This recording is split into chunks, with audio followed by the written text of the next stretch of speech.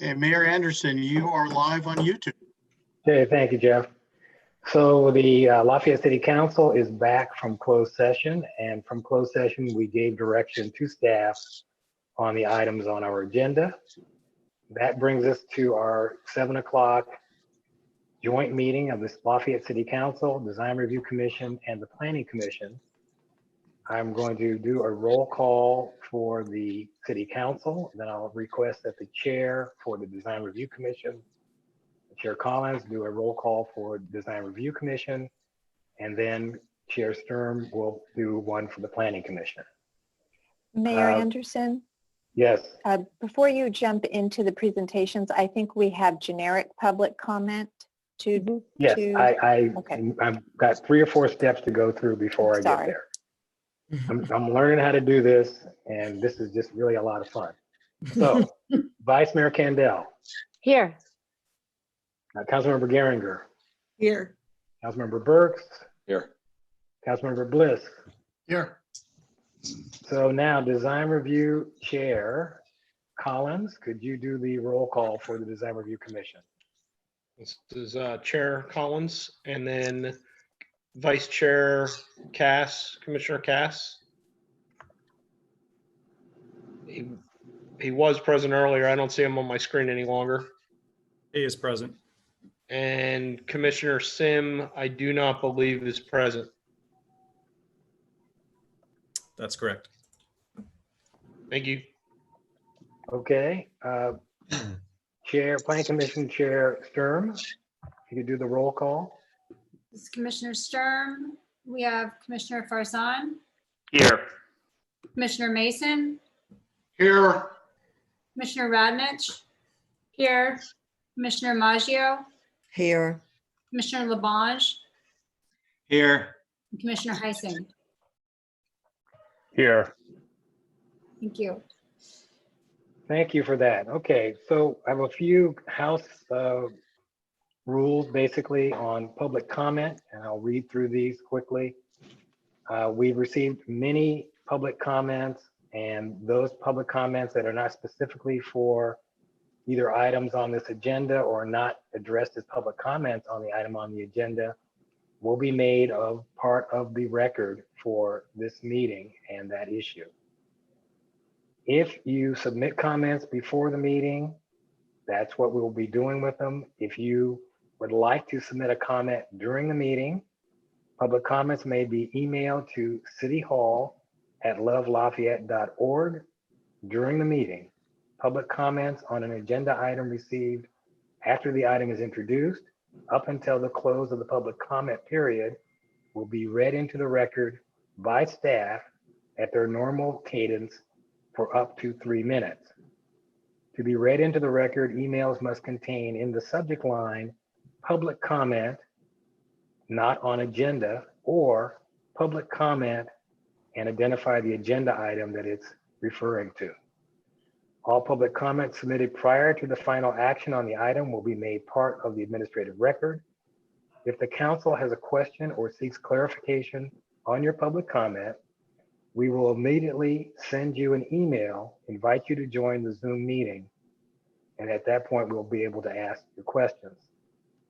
Thank you for your patience on this, and we'll try to proceed as best we can under the conditions. So with that, we are open for public comments on items that are not on our agenda.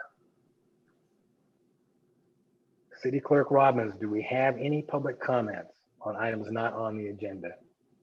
Well, I see that Councilmember Burks has his hand raised, so possibly we do, but I don't have anything via email.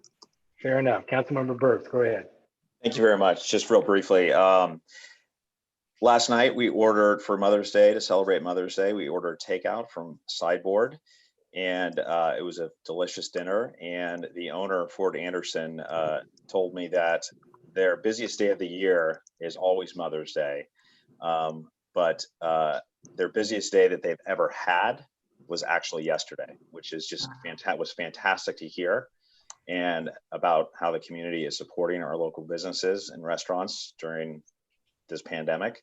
So I just wanted to share that with the community, that it was good news, and I would encourage everybody to continue shopping local and eating local. So thank you, Mr. Mayor. Okay, not a problem. All right, are there any other public comments? No, I have none. Excellent.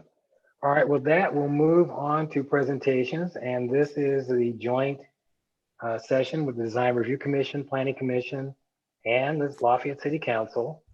A presentation on the fiscal year 2021 Planning Department Work Plan. And I take it that Mr. Wolf will be making the presentation. Correct. It is my pleasure to be here, able to do this via teleconference meeting tonight. I will go ahead and share my screen for the presentation.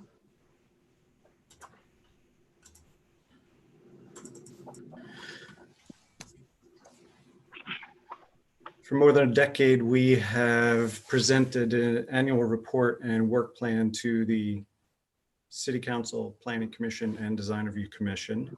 And I think for the last year we did not, but we are back to doing it this year.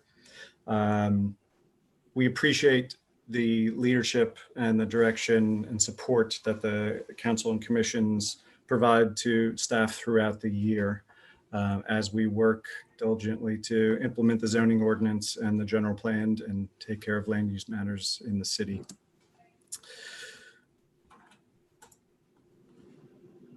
Briefly, we'll touch on the staff that does the work for the city, the purpose of the work plan, the progress over the last year or so, the tasks for the coming year, and then what we're asking of the commission and councils.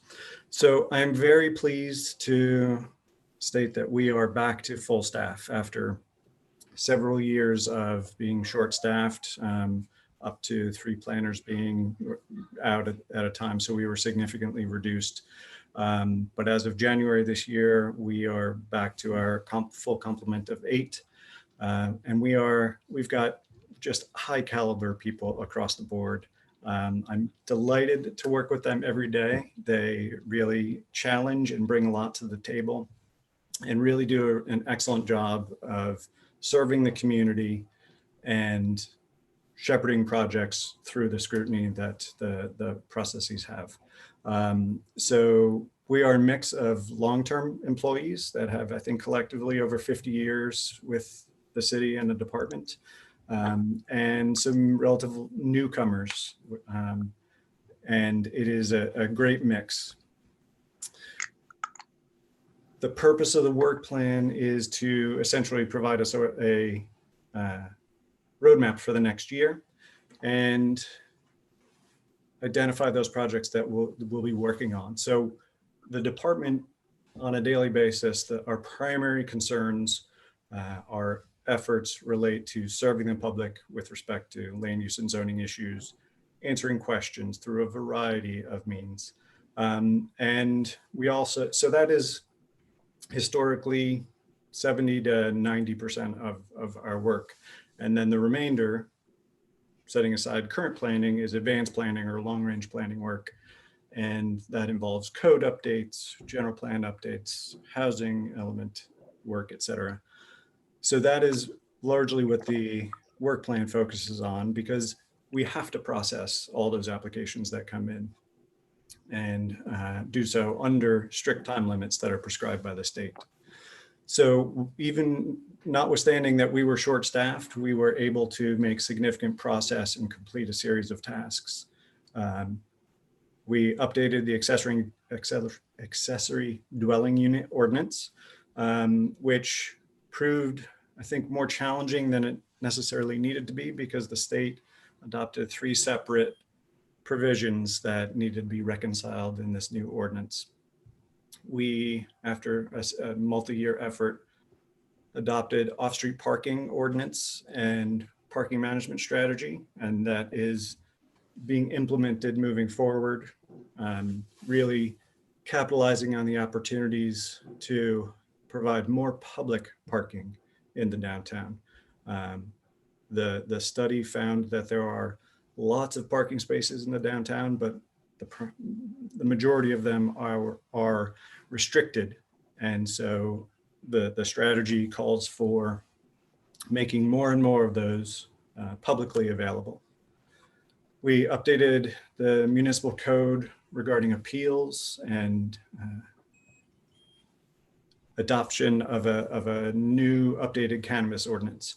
We processed over 300 applications for discretionary applications, and the council has structured our code that allows us to focus to give the commensurate amount of scrutiny as the project would desire. So staff handles a lot of these applications: the zoning administrator, design review commission, planning commission, and city council.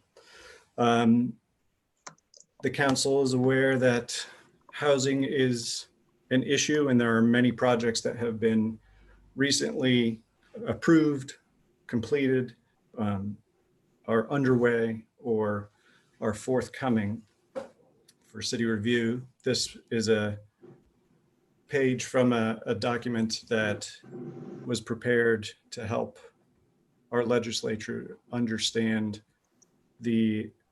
all the activities that the city is doing regarding housing, and showing a half-mile buffer from the BART station and recent and upcoming projects. So in the coming year, we have probably half a dozen projects of note. The Terraces is coming up next weekend for a hearing. West End is actually on tonight's agenda. Madison Park, which is across Golden Gate Way from the library. Miramar, which is at the northeast corner of Mount Diablo Boulevard and First Street. The property on Quail Ridge, which slid with a landslide about 20 years ago, is coming back for redevelopment. And the Cancer Support Community has submitted an application to build a facility to the west of the Lafayette Reservoir entrance. Currently under construction, you'll see Lennar in the downtown near Trader Joe's, Woodbury Highlands up above the Veterans Building, multiple single-family residences and accessory dwelling units. We're also working with the Park Theater Trust, engaging with them to potentially enter the Plaza Way Overlay District that the council had adopted a few years ago, exploring the idea of a transfer of development rights, which may facilitate the preservation of the Park Theater, its reopening.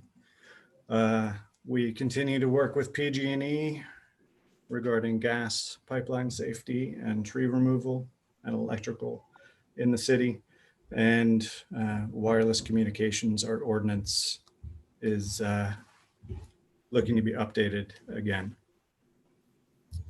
So with respect to long-range tasks for the coming year, we would like to finish those that have been previously started, identified by the council in previous years, and their multi-year projects. So complete those, as well as add in additional ones that are required either by statute, state law, like our housing element update has a deadline of January 2023 to be updated for the next cycle. We are obliged to implement AB 2923, which would have the city update its general plan and zoning regarding BART-owned property within half a mile of the BART station. We've initiated a general plan update, which will be a multi-year project. We are following Plan Bay Area 2050 and the regional housing needs allocation process. We have on our work plan to conduct an analysis of the jobs housing balance in the city, and that will inform our housing element as well.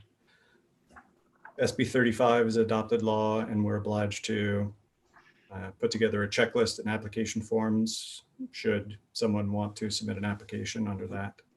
And again, state law changed the metrics through which CEQA reviews development projects.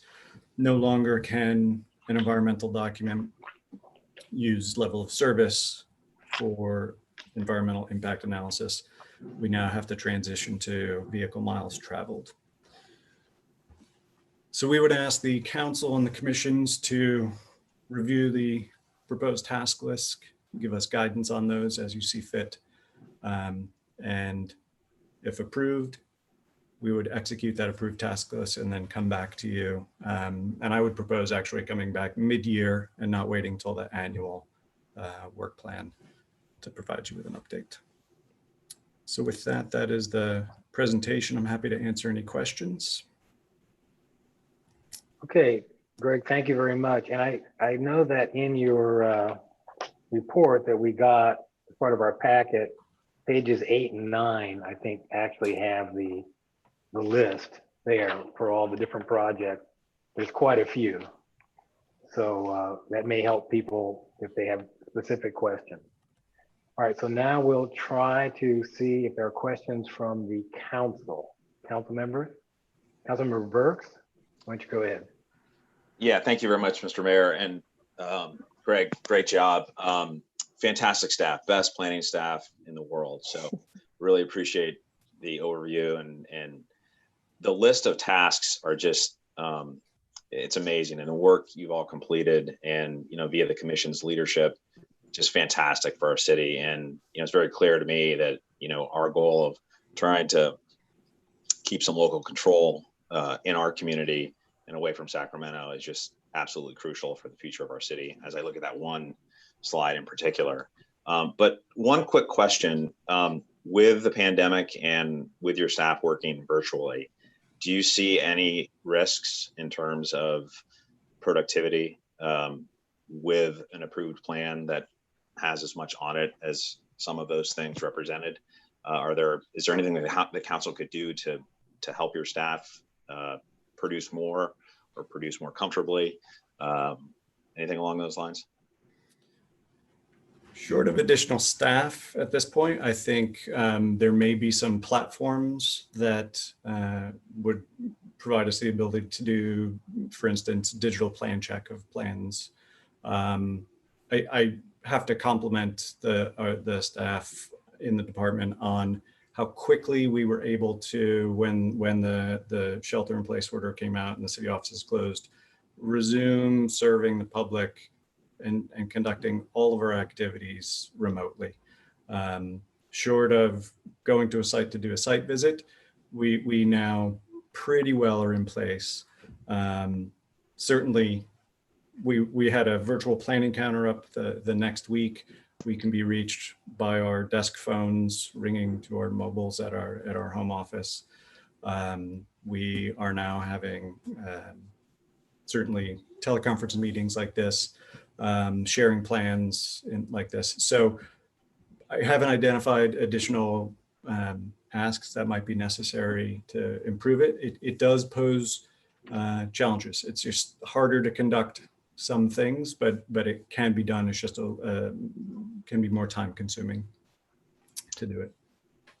Well, thanks. And I commend everything that you have done and how you've done it. And perhaps if there's an opportunity, as we look at our next budget cycle, if there are tools that, that you need as this is prolonged, perhaps the council could look at those and consider them. So thank you very much. Thank you. Vice Mayor Kendall. Hi, yes, totally echo what Cam said. Really great job. I think in a lot of the stuff that I'm doing in my work, we just added a line item that said, coronavirus response. And so just in case we do, which we probably will, run into issues and we may not get to all the things that are on this, pretty, exhaustive work plan.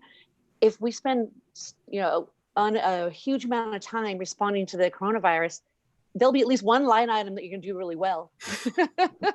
We'll be able to congratulate you on. And so I would be willing to just add it in there as a thing to point to at the end of the year to say, yeah, we did everything we could. That's an excellent So there point. you go, Greg, another project for you. I know. And it is good to add that because we have been dedicating significant resources to responding that and spooling up new processes and procedures, and it will continue. We're currently working with the building department to perfect means of submission of digital plans, conducting our zoning clearance review, and conveying those to the building department, and accessibility, not making sure that everyone who making it easy as possible and the lowest barrier to entry to do that. Councilmember Bliss. Thank you, Greg, for the report, and thanks to the work of your staff and the commissions, of course. I would definitely just want to echo what's already been said about just the caliber of the staff.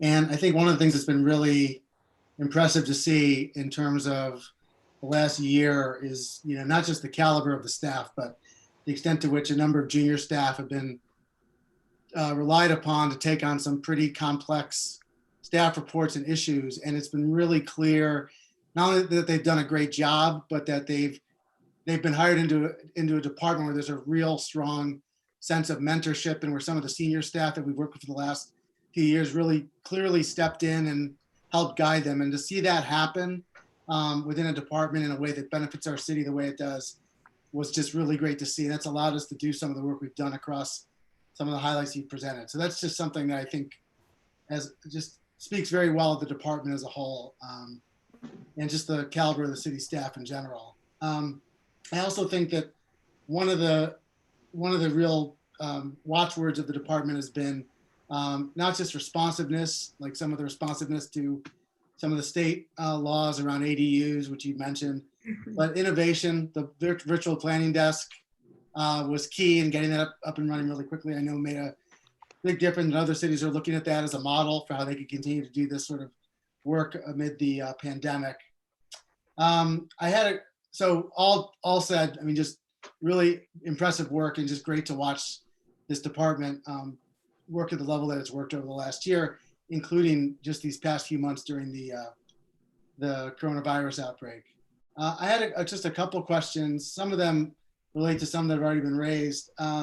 In terms of the general plan update, which I know is the big, probably the most significant of the projects coming up.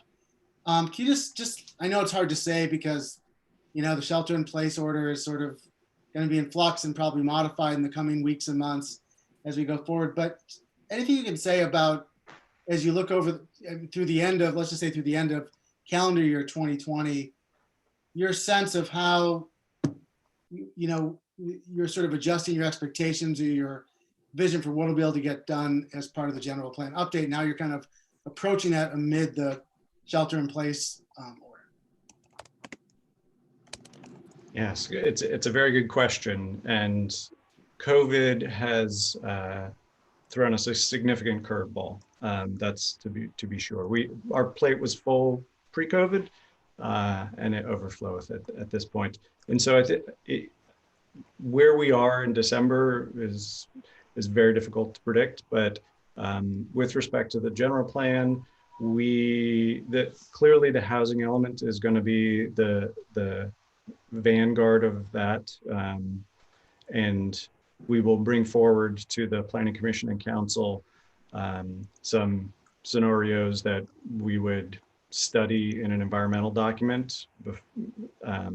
So that'll come in the next couple months, and then get environmental review underway. And while that's underway, we can turn our attention to other elements. But the housing element being foremost, and it is the most time sensitive, as we do have a statutory deadline on that, not so on the other elements. So I think next steps on the general plan are to meet with the council members and begin to populate the general plan advisory committee and lay out a path for meetings throughout the year, and develop that process by which the GPAC would tackle the overall number of elements in the plan. Great, thanks. And just to echo something that Councilmember Burke said, and I think others have made mention of, like anything that obviously council can be doing, or any sort of support or resources that we could be helping to provide, or that we could provide through our time to help move that forward. Of course, I'm sure we'd be happy to explore that. I had a question also about the one of the other items that I think staff is really, effectively moved forward on is the TDR ordinance and kind of looking at different options for that. The work that staff and your consultant have done on that, I've been on that subcommittee, has been really impressive and has really framed out the policy issues well. And that'll be, of course, coming back to the commissions and the council for discussion at some point. This is kind of a minor item in the work plan, and I think it's something that, as we've talked about, could be a great policy tool for the city to have going forward. I know that the initial impetus for it, as you mentioned, was that it might be a tool that the Park Theater itself, the Park Theater Trust, might be looking at. But as we talked about that policy tool and what it might mean for the city, I know the discussion has sort of referenced the fact that it could be, the Park Theater is kind of the impetus, but it could be something that's more broadly applicable within certain constraints in terms of historical sites and things like that. So I didn't know if it would be, again, some minor suggestion or a question really, but whether, it's listed right now in the work plan as specifically having to do with the Park Theater, whether it might be worth kind of just wording that a little bit more broadly, because, it could be the type of thing that applies to other sites and could be used to preserve other historic sites beyond just the Park Theater. So just kind of a thought and something to consider as you finalize this. Yeah, that is a very good point. It was the Park Theater that was the spark, but in the discussions on it by the subcommittee, it is clear that it could be more broadly applicable to and applied to other historic sites and features throughout the town. So that's a good note. We will make that revision. Councilmember Geringer, any questions? So I don't have specific questions related to the plan and have all the same kudos and thank you to the staff. And I think everybody's very eloquently stated that. And Vice Mayor Candel's addition of the COVID response is very important. And you're already doing some of that as it intertwines with the housing element and the meetings you've already been having with the subcommittee that the two of us are on related to how to push back or delay the housing element and the work of the methodology committee. So I just want to thank you. Anytime that something is added, we really do. I personally try to really think through, do we need to do this right now? But I know there are going to be more things than less things. And I just want to thank you in advance for pushing through and continuing to sort of, I don't know if tolerate or humor us is the right word, but I know that you have a lot coming at you and I just appreciate you. Thanks. Thank you. Okay, and my only comment, Greg, is there's a lot of number or priority A items on the list. So it's kind of hard to imagine you can get all this done. And to add to the complexity, the jobs housing balance analysis is something that I think would be really useful for us to have sooner than later as we argue with our legislative representative. So I'll just kind of throw that out there. And I know Narup is involved and knows the value of this, that may be a very important arguing point for us for many different issues that are coming at it. Otherwise, all good work all the way around. Looks good. Okay, now I'm going to ask for questions or comments from the planning commissioner. And I guess Jeff is going to mute or unmute or do something magical here.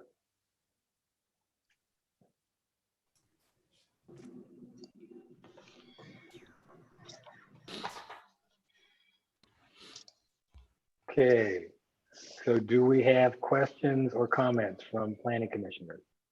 Yeah, yes, this is Commissioner Heising. No questions, but just a comment. Looking at page 2 of the staff report, item 9, implement transition from level of service to VMT. And I just want to highlight that while, as the mayor put it, a lot of these are priority A elements in the work plan. That item in particular, there's not really clear guidance or clarity from Caltrans or OPR, which is the Office of Planning and Research. So that's going to be something that I think planning staff is going to have to wait and see how that guidance comes out. So if anything, I would maybe shuffle that although it's important, I would shuffle that to the bottom of the list because it's not in direct, it's not under the control of staff. So that was my only comment on that. Okay, good comment. Other planning commissioner comments or questions? Commissioner Mason here. Go ahead. One is I'd like to compliment Greg Wolf. I would like to, as while we have the time here, I'd like to also start thinking about how we're going to handle things as we exit this. It would be my preference that we continue the option of electronic submittals. I see no reason why we couldn't do it.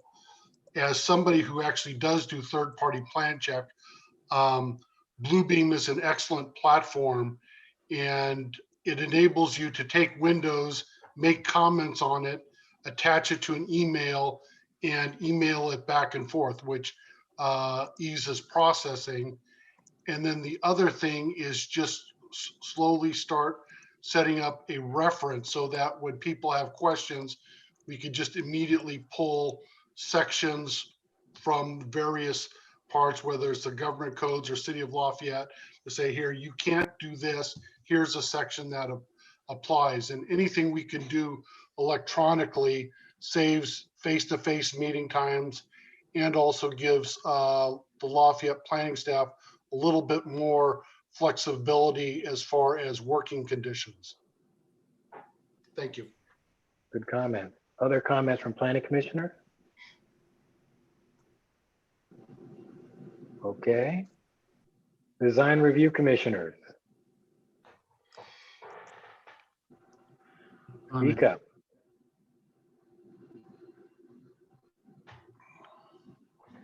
Any comments or questions from design review commissioner? None for me. Glenn Cass. Okay. All right. With that, then I will go to public comment. City Clerk Robbins, do we have any public comment? We do. We have an email from Bob McLean, which reads, Dear City Council, it is my understanding that there was a recent commitment made by staff and the Planning Commission to clarify the description of what qualifies as a minor project. That would then fall under the authority of the zoning administrator for design review. I do not see this particular commitment in the draft task list of the Planning Department work plan. Could staff please clarify that this is indeed in the work plan for the year? Regards, Bob McLean. Okay, Greg, can you respond to that? Yes, I think our commitment on that point was to look at what it says, how minor is characterized on the city's website, and wasn't a commitment to undertake a zoning text amendment this year, but that certainly is something that the council could so direct. Mr. McLean is seeking clarity on what types of projects are considered minor and thus can fall under the authority of the zoning administrator. And so it's set out in the municipal code and characterizes it regarding additions of the addition of minor impact. So historically, staff has had a staff meeting every other week or so and invited a planning commissioner and a design review commissioner to participate and look at the applications with us as we triage them and identify the most appropriate hearing body. And so ultimately, regardless of whether it is zoning administrator, design review, planning commission, it can always be appealed upwards to the city council. But the premise has been to give projects as low level of review as possible and still providing the same kind of public notice to neighbors that would be provided at the design review commission, at the zoning administrator level. So the hearing body should be commensurate with the scope and complexity of the project. And so the staff meeting allows us to get feedback from the design review commissioner present and the planning commissioner present to identify any issues that they might see and help us the planning director is responsible for identifying the hearing body under the municipal code. So with recommendations and comments from those commissioners, we will move forward with items at the zoning administrator level that can be handled at that level, or refer them upwards to the design review commission or the planning commission as appropriate. So the code is intentionally structured by the council to allow flexibility and not have strict thresholds, let's say above which it must go to the design review commission, because understanding that context is very much a factor in making those decisions. A 1,000 square foot addition at the end of a box canyon that no one can see is a very different project than one that is in tighter quarters, has different context, and could be more impactful to the neighbors. So So if I may, it sounds like this is the old ARC committee that was put together, I don't know, 15 years ago or 10 years, whatever, years ago. It's still in operation. Yeah. And I think there were some criteria that were developed originally. That's where we got the 17-foot rule for design review, you know, anything under 17 feet to get design review. So I guess I'm wondering, is there any criteria that can be made available that gives people at least a sense of what's going to be used to shuttle projects from one review to the other? Correct. So there are statutory thresholds which will put a project into the design review process. Once it is in the design review process, then the code allows for flexibility in terms of scope and review. Well, review body based on scope and potential impacts. And so, yes, our commitment to Mr. McLean and the public was to revisit the zoning administrator webpage, and then we can also add to the task list as a priority B, along with the update to the tree ordinance, to update the code. Our zoning code warrants a comprehensive update, but this would certainly be part of something that I would suggest warrants an update, but doesn't prohibit us from moving forward on projects today. So I guess it's on the list, it's a priority B.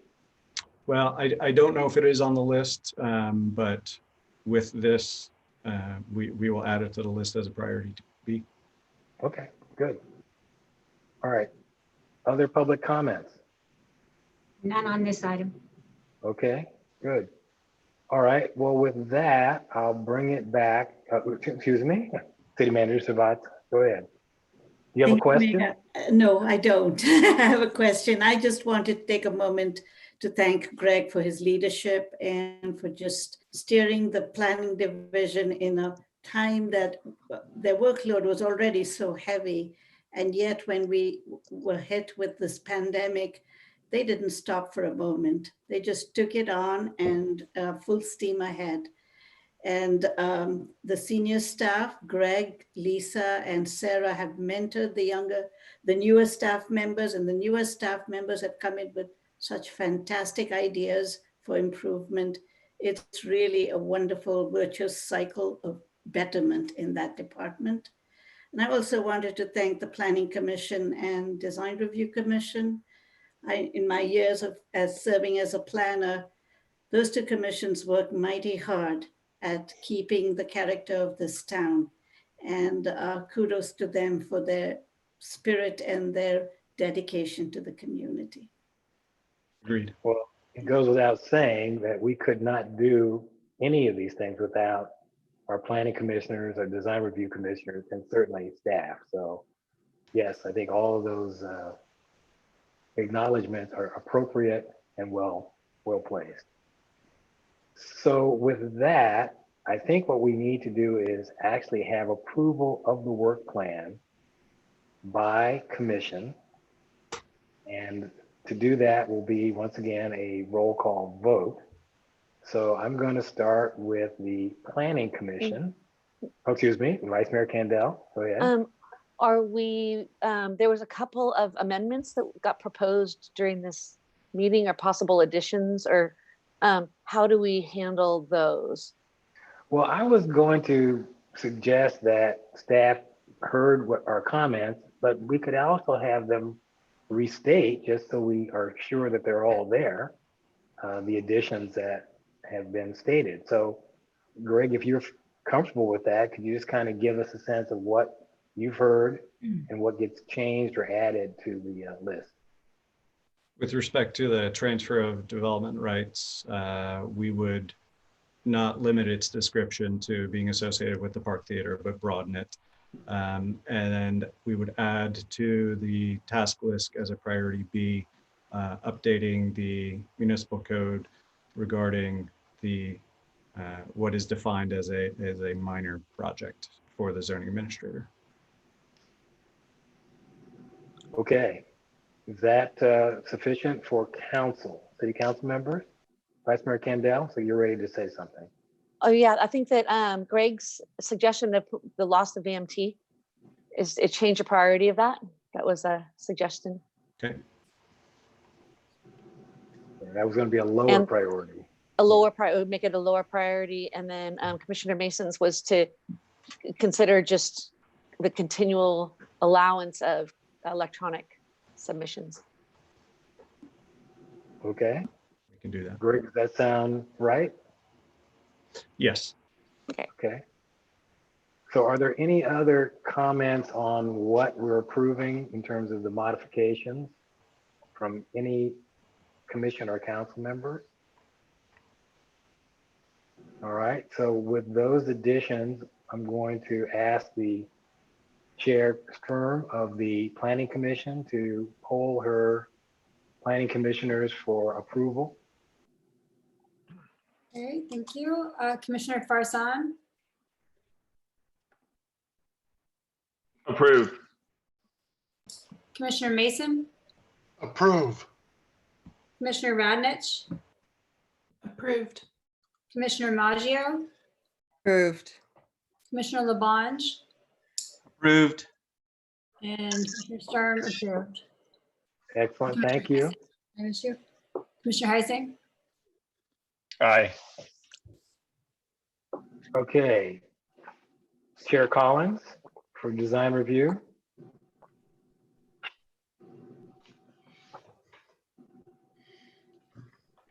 Are you there?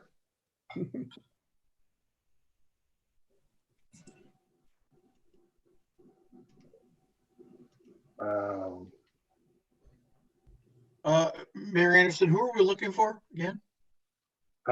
Patrick Collins, Design Review Commissioner, Chair. I don't see him in the meeting currently. Okay. Then who do we have on the Design Review Commission? Glenn Cass? Yes, I'm here. I approve. Are you the only Design Review Commissioner? I guess I'm the only one left. Oh, man. I know these meetings are dull. They're not that dull. Come on. Mayor Anderson, Mr. Collins is now in the meeting. Okay. Design Review Chair Collins, we have one approval vote from Commissioner Cass. Can you vote? He seems to be in the waiting room. Yeah, I'm back. Okay. Well, we're simply looking for your approval to the amended work plan.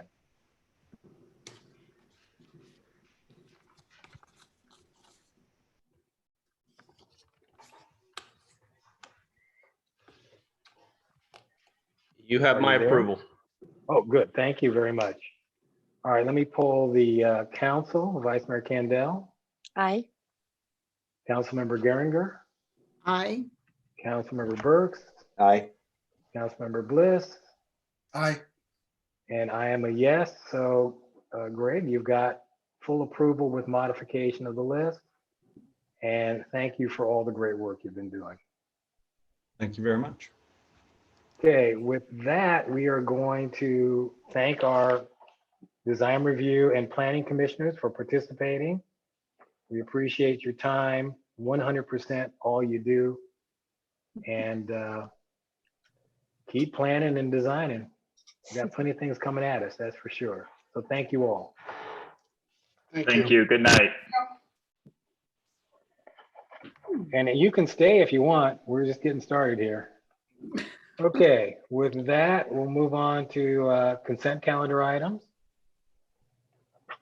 Do we have any items that council members would like to remove from the consent calendar? Councilmember Bliss, no? Okay, no, none. All right, do we have any requests from the public to remove consent calendar items? City Clerk. We do not, Mayor. Okay. All right, well then I'll be happy to entertain a motion. I'll move that we approve the consent calendar as presented here. Second. Do I have a second? Second, Teresa. Okay, Councilmember Geringer. All right, any discussion? Vice Mayor Kendall, yes or no? Aye. Councilmember Geringer? Aye. Councilmember Burks? Aye. Councilmember Bliss? Aye. And I'm a yes also, so the consent calendar passes unanimously. With that, we move down to public hearings. And we are at item 11A, which is introduction of ordinance 679.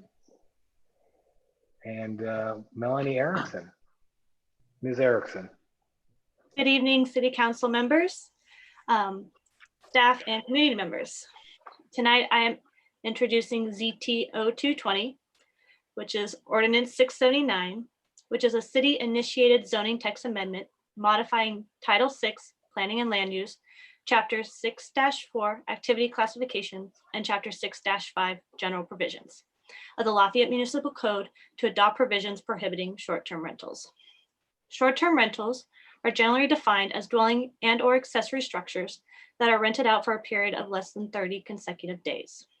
These rentals became popular with the creation of Airbnb in 2008. Airbnb and other hosting platform sites, which are usually websites which provide a means through which a person offers a service, help facilitate transactions for short-term rentals. The proliferation of short-term rentals have led to municipalities needing to regulate them. Recently, staff has received several code enforcement complaints of homeowners using their homes as short-term rentals. These complaints were specifically related to noise. Staff has associated these rentals as a hotel and motel use since they allow for stays on a less than weekly basis. The Lafayette Municipal Code lists uses permitted by right and uses permitted with a land use permit for each zoning districts. Hotel and motel use is only allowed in commercial districts with a land use permit. Since staff has viewed these rentals as analogous with hotel and motels, these rentals are prohibited use in residential zones. However, there's no explicit language on short-term rentals in the municipal code, making it unclear if they are permitted use or not. On December 9th, 2019, staff informed the City Council on its current position towards short-term rentals, asking the Council for policy direction. The City Council directed the matter to be brought back for discussion, and on January 13th, 2020, the City Council directed staff to modify the Lafayette Municipal Code, specifically Chapter 6-4, Activity Classifications, and Chapter 6-5, General Provisions. On April 20th, 2020, the application was heard by the Planning Commission. After a discussion on hosted short-term rentals, the Planning Commission upheld staff's recommendation, adopted Resolution 2020-09, and forwarded a recommendation of approval to the City Council. Though there are benefits to permitting short-term rentals like supplemental income, less expensive accommodations, location, and transit occupancy tax, the impacts these rentals create outweigh the benefits. Staff has already received code enforcement complaints of short-term rentals disrupting neighbors' quality of life. Allowing short-term rentals would also alter Lafayette's semi-rural character by allowing a commercial use in residential zones. In addition, studies have shown that these rentals impact housing markets by converting long-term housing into short-term. The City of Lafayette currently meets its RHNA numbers by having 680 units. However, 424 of those units are above moderate income. The city is falling short on very low, and moderate income units. Prohibiting these rentals could help protect the limited affordable housing the city already has from being converted. Furthermore, The conversion of long-term lodging to short-term could decrease the supply of housing, which in turn could potentially raise the price of all rents for the city of Lafayette by increasing the demand for housing. These rentals also impact communities, hotel and motel businesses. Research has shown that in some instances, short-term rentals may impact a hotel industry by drawing away potential guests. While the city of Lafayette only has one hotel, allowing short-term rentals could discourage future investments in hotels and motels. With the understanding of the benefits and impacts short-term rentals create, staff recommends continuing and clarifying the city of Lafayette's prohibition on short-term rentals. To provide clarity to residents and to the general public, staff proposes to modify the municipal code. Specifically, the code change will define short-term rental, clearly state that this type of rental is prohibited unless they qualify as a hotel or motel, and allow enforcement if a dwelling unit is being used as a short-term rental.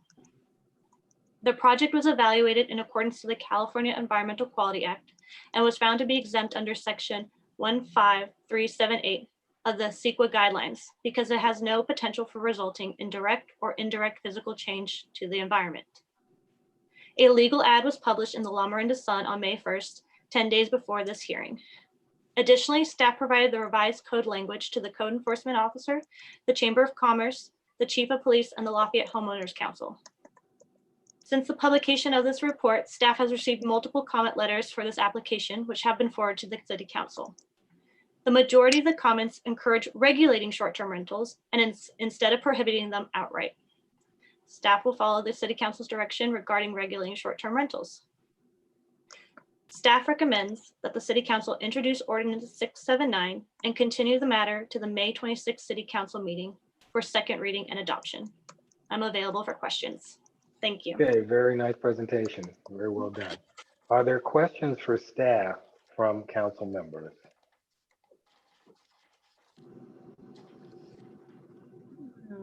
Okay, Councilmember Burks.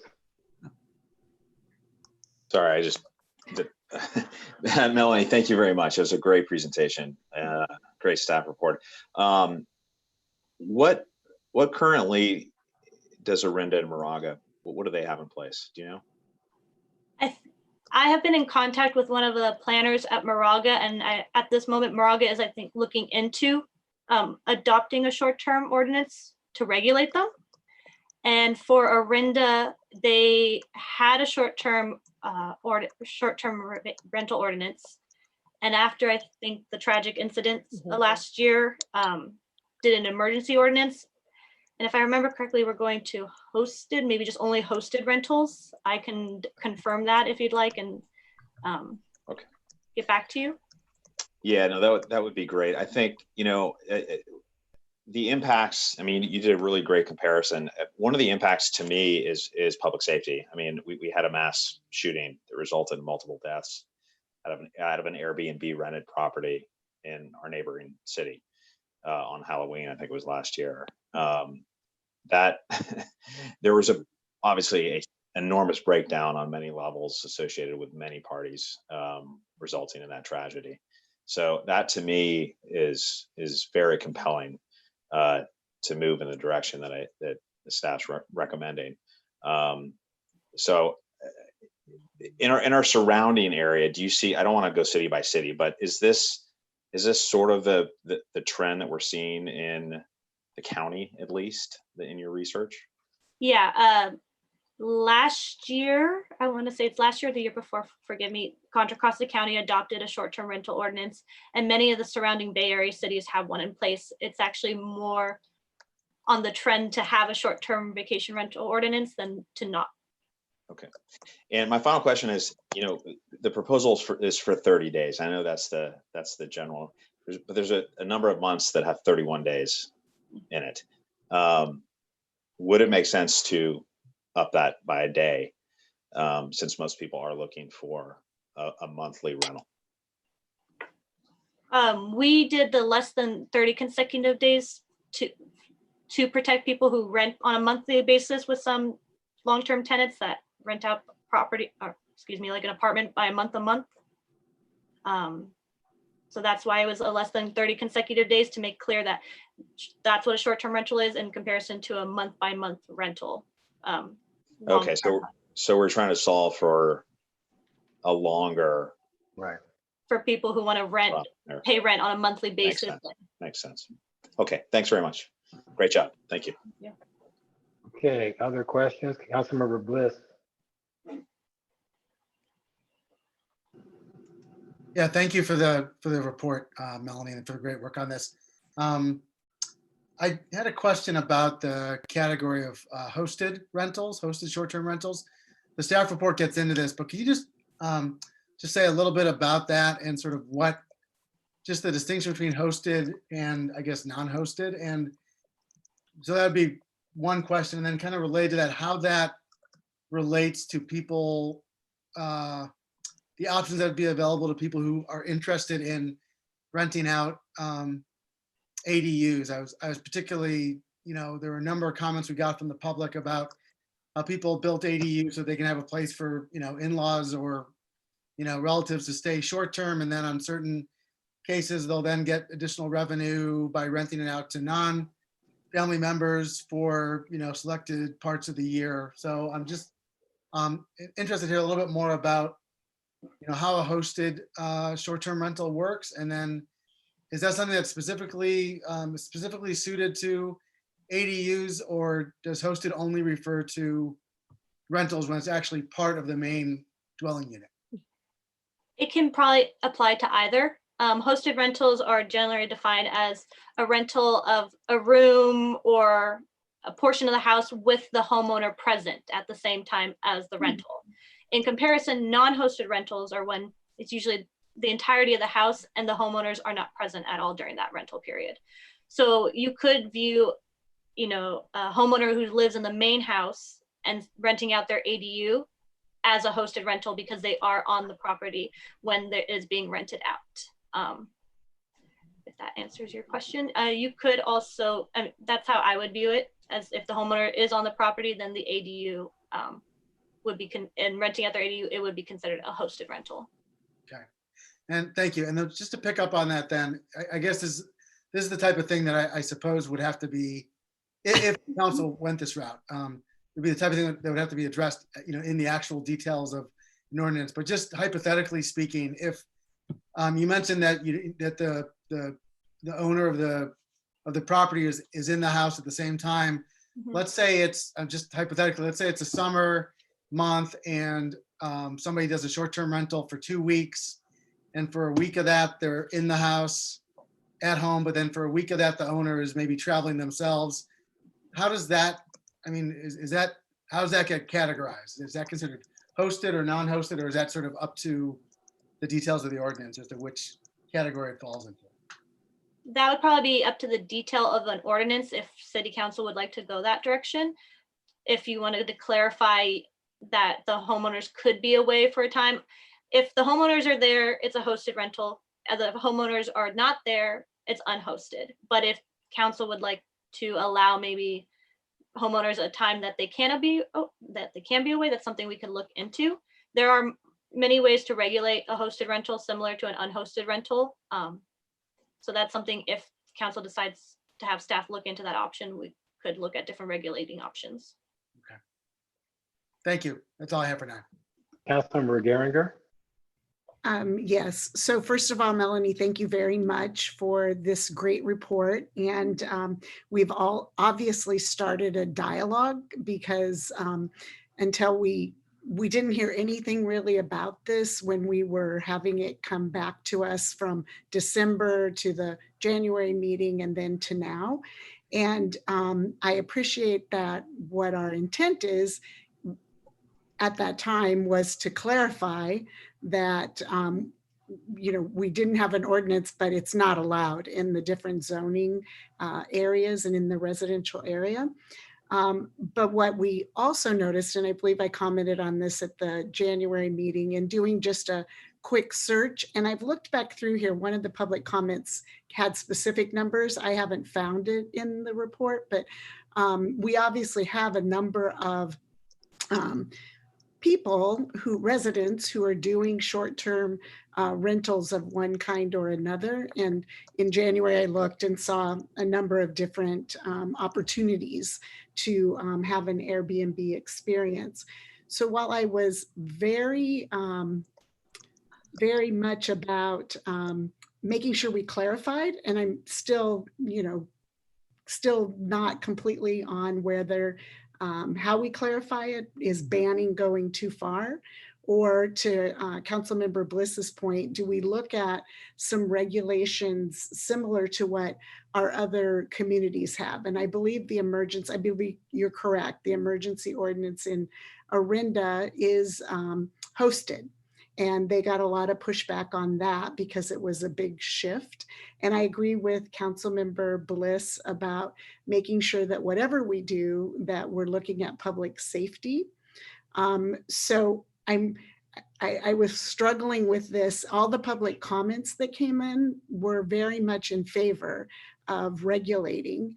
And yet we hear that we're having a number of enforcement complaints around them related to noise. And I don't know exactly if that's a huge uptick, or I'm sort of thinking this through out loud, but leaning toward having the discussion around looking at the regulations, like not completely going for a ban, but really looking at where we might be able to look at how to regulate this. But I would also, I guess some of the questions are, how many complaints have we received?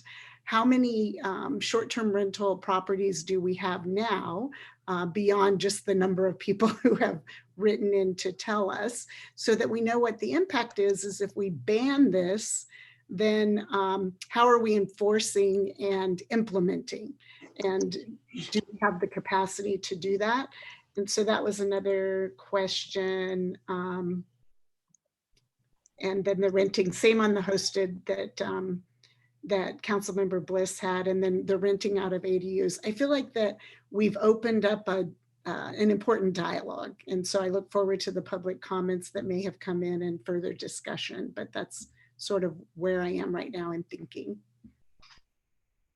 Okay, so I sense there were some questions in there. I don't know, Melanie, if you can actually address any of those questions related to how many or what the number of complaints have actually been. The number of complaints, and I think I put this in the staff report. If not, I do apologize, was 7. And after clarification from our code enforcement officer, it was 7 complaints, but it was only for a handful of short-term rentals, houses, excuse me. As for how many, I've looked on Airbnb on different occasions and I've seen a little bit over 10. However, there are multiple websites, Airbnb, VRBO, Homestay, To Go.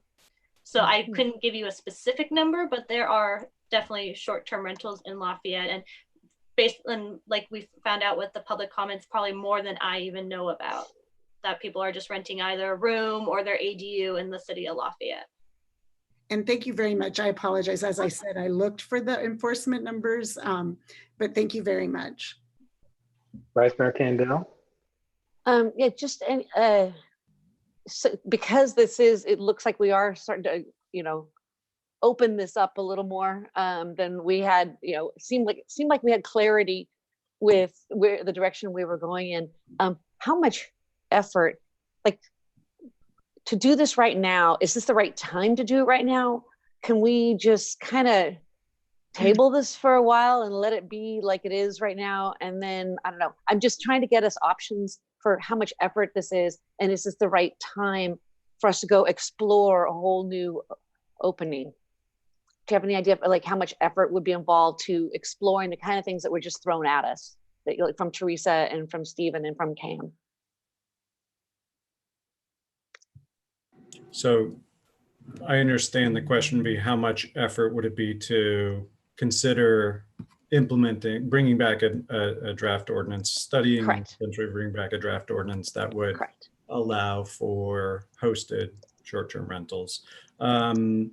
It would be something to add to the work plan, and the work is not insignificant. So there would be additional research and drafting of ordinances. And I think what we had hopefully we had previously identified that our current municipal code does not allow short-term rentals. So that's been clear to planning staff all along. And if someone were to inquire with us and say, be they considering opening a short-term rental, we would advise them that it's not permissible under the municipal code, but it is not explicit in its prohibition or statement that they're not prohibited, and thus enforcement is a challenge.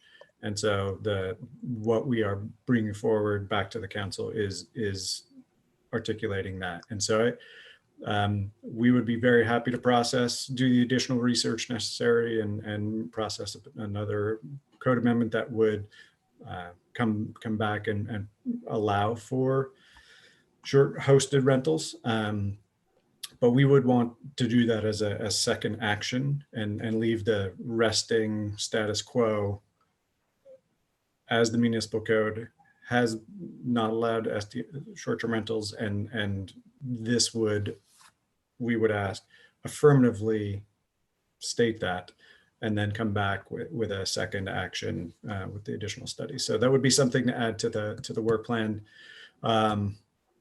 It's difficult to put a number on it at this point, but yeah, clearly there have been short-term rentals operating in the city that are generally relatively benign and not causing complaints.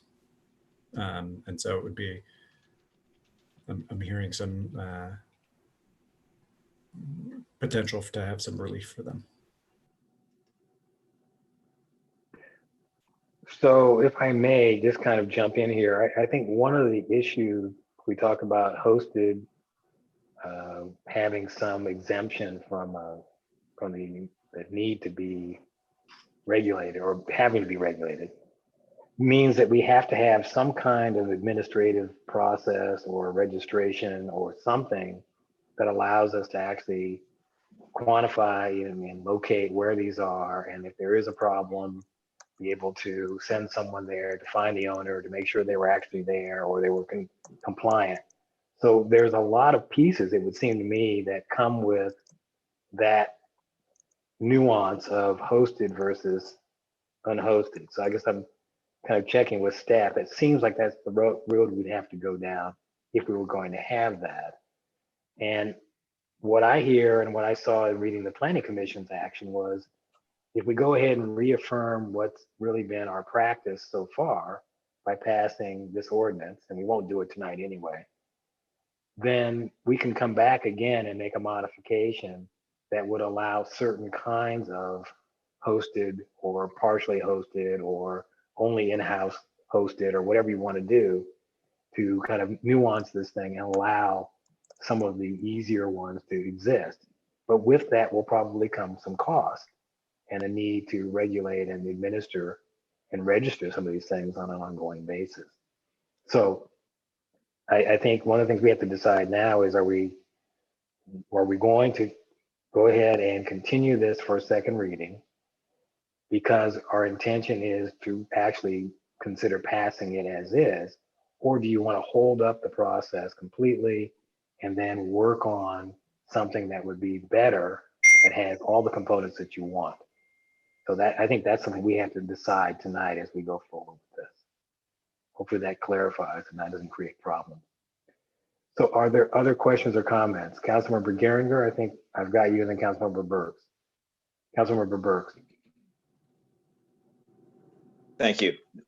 Do we have any idea how much revenue on an annual basis or just anecdotally these short-term rentals are bringing into the citizens, residents of Lafayette? For homeowners or? Homeowners, yeah, homeowners. Unfortunately, I couldn't tell you.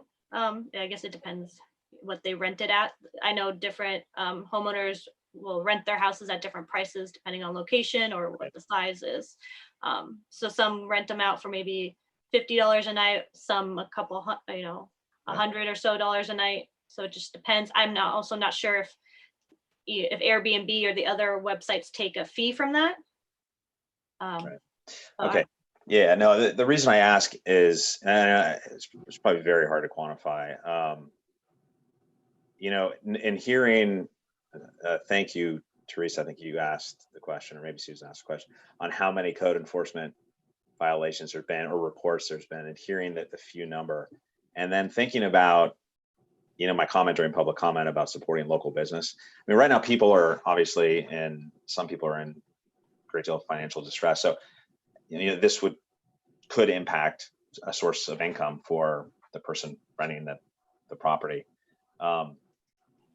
So that's the reason I asked. I'm more inclined to say, why impact a source of income for an owner of a house at this time when we're experiencing, a depression that's going to get worse, when there's not what sounds like an imminent, threat or just a tidal wave of code violations, noise complaints, and everything. Yes, Arinda aside with that terrible tragedy, but that was a one,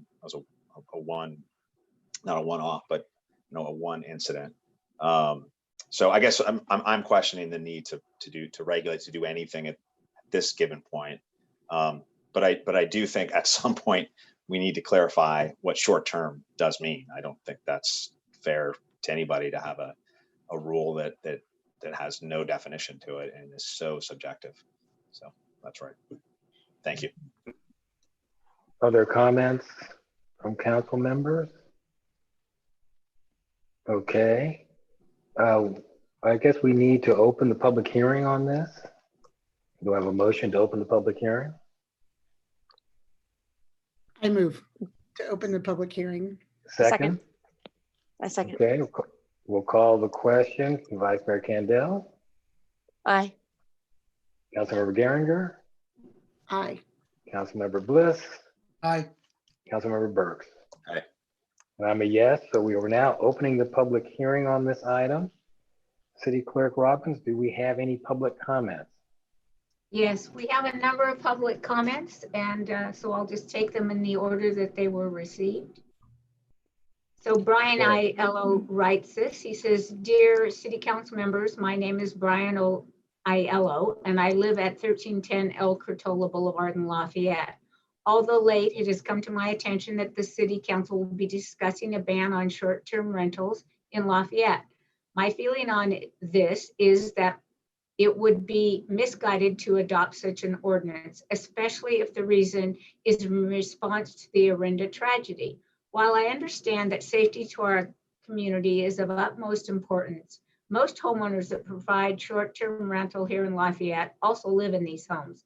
This was not the case in Arinda, as the owners did not occupy the home while renting it.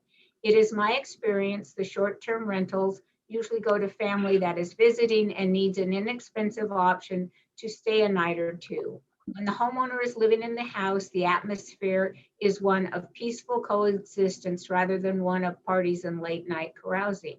In addition, Lafayette is not an inexpensive community in which to live, and the option for many long-term residents that still own their homes to remain here is to supplement their income with these short-term rentals. Not only does this provide income for the homeowner, but often the renters patronize local restaurants and shops. Lastly, I feel that this subject would be afforded public comment at a regular city council meeting once the COVID-19 restrictions are relaxed.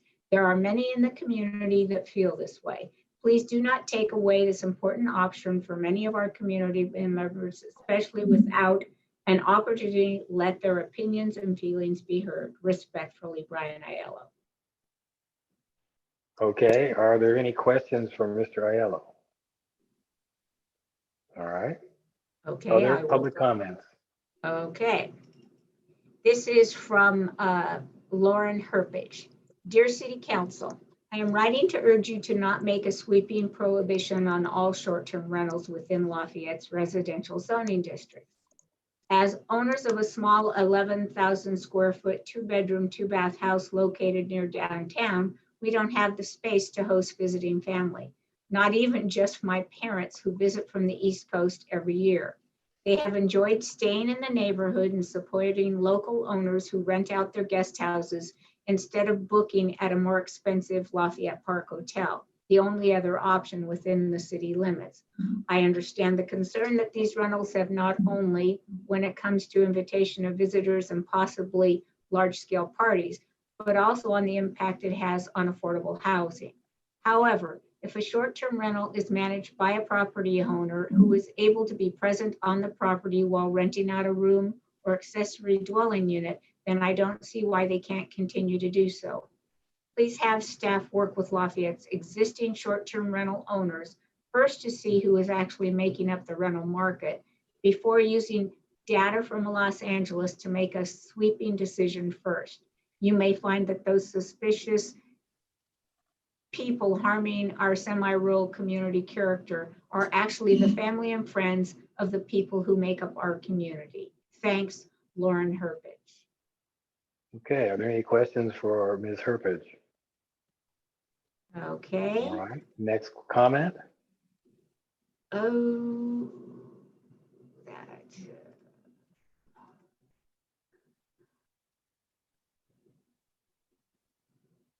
I am scrolling. We have more. Okay. This is from the Trento family, Bill and Flavio.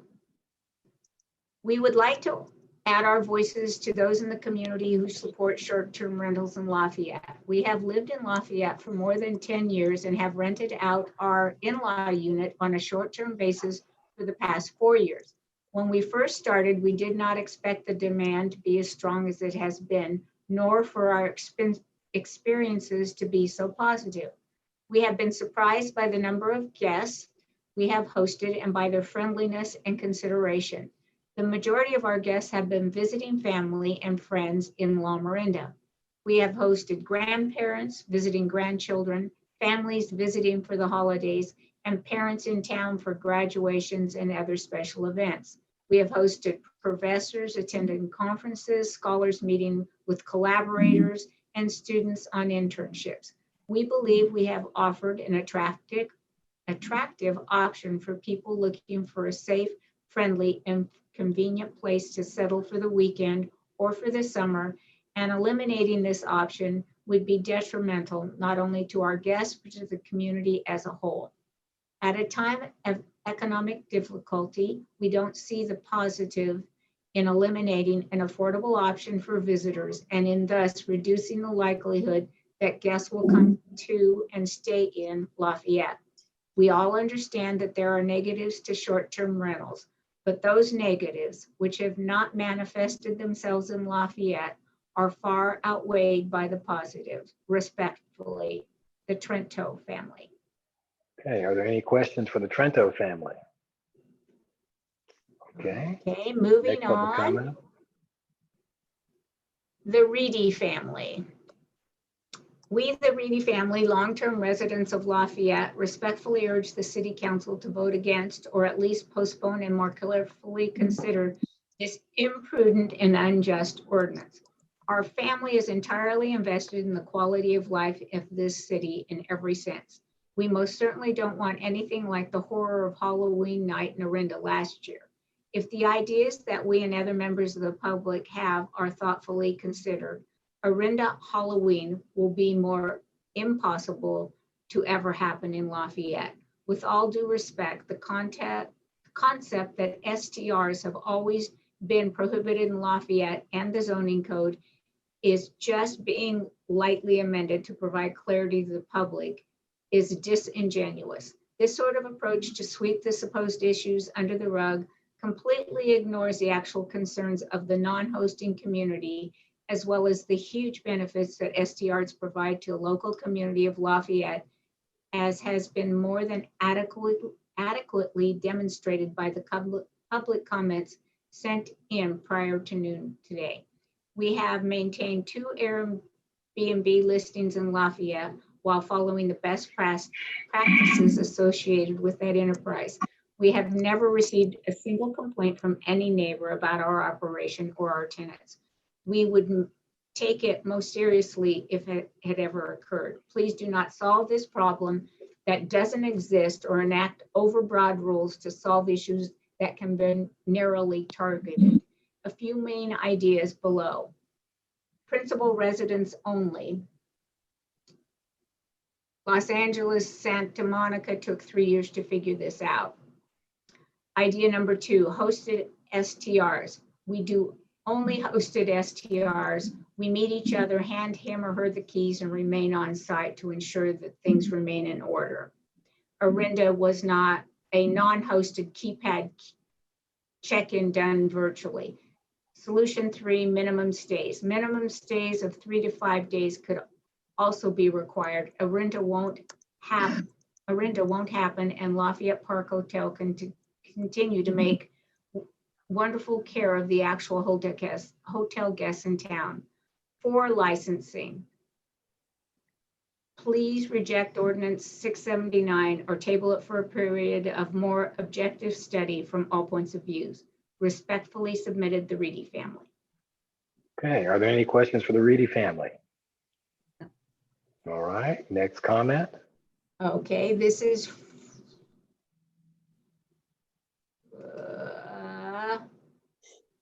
here we Joanne, go. if you need a glass of water, we understand, you know. Oh my gosh. I can talk, but boy, this reading is really hard. You're doing great. This is from Leonard Holmes. Leaving things as they are and saying that STR are not allowed is a huge change, since there is nothing actually on the books that prohibits STR.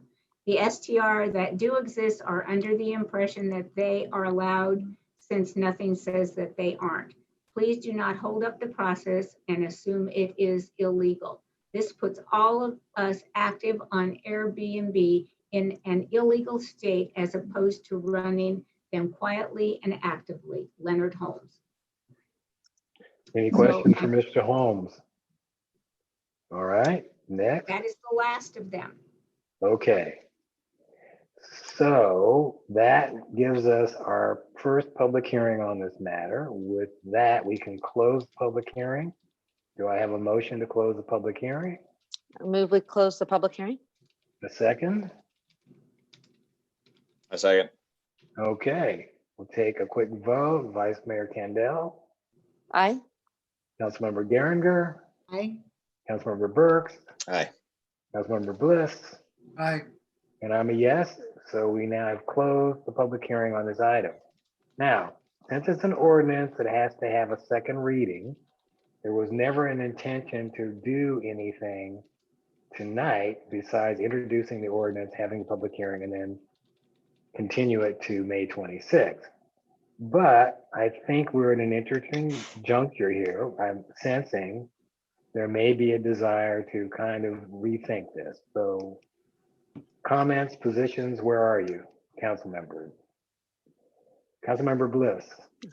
I would agree with what's been said earlier about public safety being, the primary concern here. No question about that. And I appreciate Councilmember Burks and others pointing that out. I do think that there are ways in which, if we had the time and we prioritized it at some point, and I think Vice Mayor Kandel is very much on the right track when she's questioning whether this is the time to do this and look into all these various issues. I think if it were the right time, I could see us looking at some of these issues, getting some numbers attached to some of the questions that have been raised, and coming up with an ordinance that would both offer clarity, but then also not entirely remove some of the benefits that have been signaled. I think the point that Councilmember Burks made about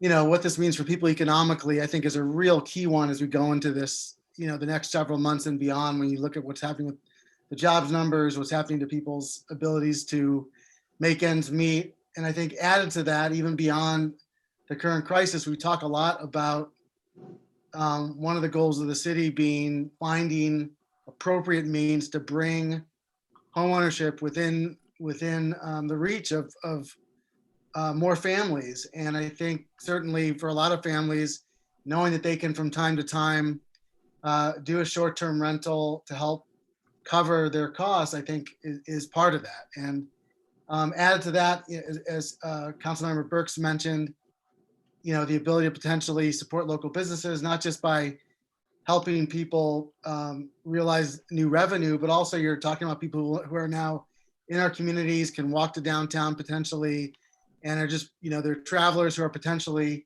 bringing dollars that they could spend at our local restaurants and other businesses. So I think there's a lot here that I think we'd have to look at given the time. And I'm very concerned about us going the step of, while I realize it would be more expedient, going the step of just doing a full outright ban.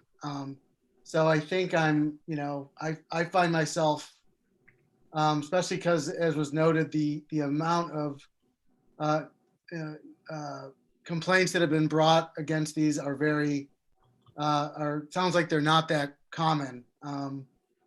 I would like to see, so I'd be inclined to maybe hold off on looking at an ordinance until we have a chance to really look at it in depth, get answers to some of these questions, and maybe look at ways to regulate this in a way that makes sense for us as a city, but also does not undo some of the benefits that people derive from having access to these sort of revenue generating parts of their property. So if I summarize your statement to be not to take any action on this at this time, but to come back to it later, would that be accurate? Yeah, I mean, I'm absolutely open to discussing it, and I think, I'm not entirely firm on this, but my inclination, as you're saying, Anderson, would be I would want to see us table this and come back to this until we have a chance to delve into some of these questions in a little bit more depth. Because as council, because as the vice mayor said, these are not easy questions to get at. Okay, Vice Mayor Kendall. I absolutely support that, but I want to add that this ordinance that was written by Melanie is outstanding, and I really you put so much effort to it. It's complete. It has everything in there that we need to pass this, but I think we are doing the right thing by postponing it. But I just want to thank you for the unbelievably wonderful report that you created. I think it's a time to pivot. Let's be kind right now. We can do a lot of good for a lot of people, and we don't want to increase people's anxiety right now. We can just postpone. Okay, Councilmember Geringer. So I agree that we can postpone it. I do have concerns about that we're leaving it still out there with not a lot of clarity. And I want to make sure that for staff that we can continue, let me back up.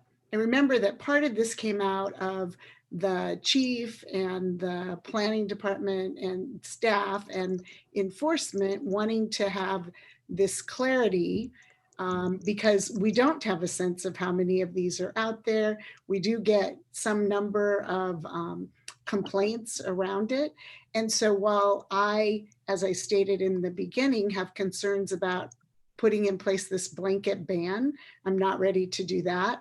I'm just curious how long we postpone this in this still, it's really not allowed, but we're going to just say, okay, it can continue to happen until we have time to look at it. So I support the idea of not voting on this ban. I'm curious about what the will of the council will be on when the time is right. And also want to make sure that we're supporting staff in terms of enforcement and all of those things while supporting the community for all the reasons that were stated. And Elizabeth, I too want to say that this is with a very well done staff report. And I know this is not easy to do and to be on the hot seat, if you will. But as I said in the very beginning, you put together a great report, and this has created a dialogue that we've needed to have. And so I'm not supporting the ban, but do want to have some understanding from my colleagues on, how we think we work through this and when do we bring it back. Okay, Councilmember Burks. I agree. Melanie, great job. That was as you're hearing everybody say, I feel absolutely the same. Great work. Let's not put pressure or additional anxiety on the community, as the Vice Mayor said. I believe at this time for this, I do believe we should take no action and maybe decide and see what the environment looks like from a public health perspective and an economic perspective in 6 months or 12 months, and come back at it and let staff continue on with their work plan. That's how I feel. Councilmember Geringer. Yeah, I actually do. As we were talking about this, and Cam, as to your point about business and wanting to support people, one of the things that did and does come up for me, and in your comment just now, is that where these fit in the order, the public officer's health order, and making sure that the hotel is closed still, correct? Because it's not an essential service. And so by saying these things, I'm not encouraging people to act outside of the health order, and that making sure that there's a clear understanding of where these fit in the essential services. And I would not, well, I won't analyze it, but I would say that given that the hotel is closed, and given that visiting other, friends and things like that, going over to other friends' houses and things like that are still being discouraged, that we want to be careful about the message that we're sending in terms of renting out these spaces now. Okay. Yes, Councilmember Burks. I just had one question on, and it's just, I should know this, but I don't. Did the hotel close? Did the hotel close because it was ordered to close, or was it their decision based on the order? I think they found that they didn't have any customers, and they had to lay everybody off. That was a letter they sent us in March, mid-March. So are they considered, because hotels are open, but are they, I think they do meet the threshold of an essential service. So they could have stayed open if they had business, correct? I don't know. I guess they interpreted that way. Maybe City Manager Saratza can give us some more. The only reason I asked was Councilmember Geringer's comment about the essential business part of the hotel. And I agree with everything Councilmember Geringer said. I just wanted to clarify why the hotel closed, if it was because— Narup, do you have any more information? Yeah, it was my understanding that they closed because the restaurant had to shut down, and the spa had to shut down, and the number of guests were fewer and fewer, so they were really not breaking even, so they shut down. Okay, thank you. I think my point is just to make sure that we're staying in alignment with whatever the health order is. Completely agree. Okay. So let me just throw something out here. I think clearly we're interested in tabling this action at this point. But I think what we've done is we've started a conversation. As Councilmember Geringer indicated, we're getting much more information. So maybe one of the things we can do is to reply back to those who have commented and ask that they basically give us information about their particular operation, what they're doing. Because right now, this is all new information for us. We have no idea how many of these are actually out there. And that's going to help us have a better sense of whether we can do this and what it would cost us to do it and what the benefit is of doing it if we had hosted only or some variant of that. So I guess what I'm thinking is that we can make something out of what we've done by simply taking this initial contact and turning it into an opportunity to get more information about the prevalence of these operations out there in Lafayette, what they are like. Are they hosted or are they unhosted, and where they are?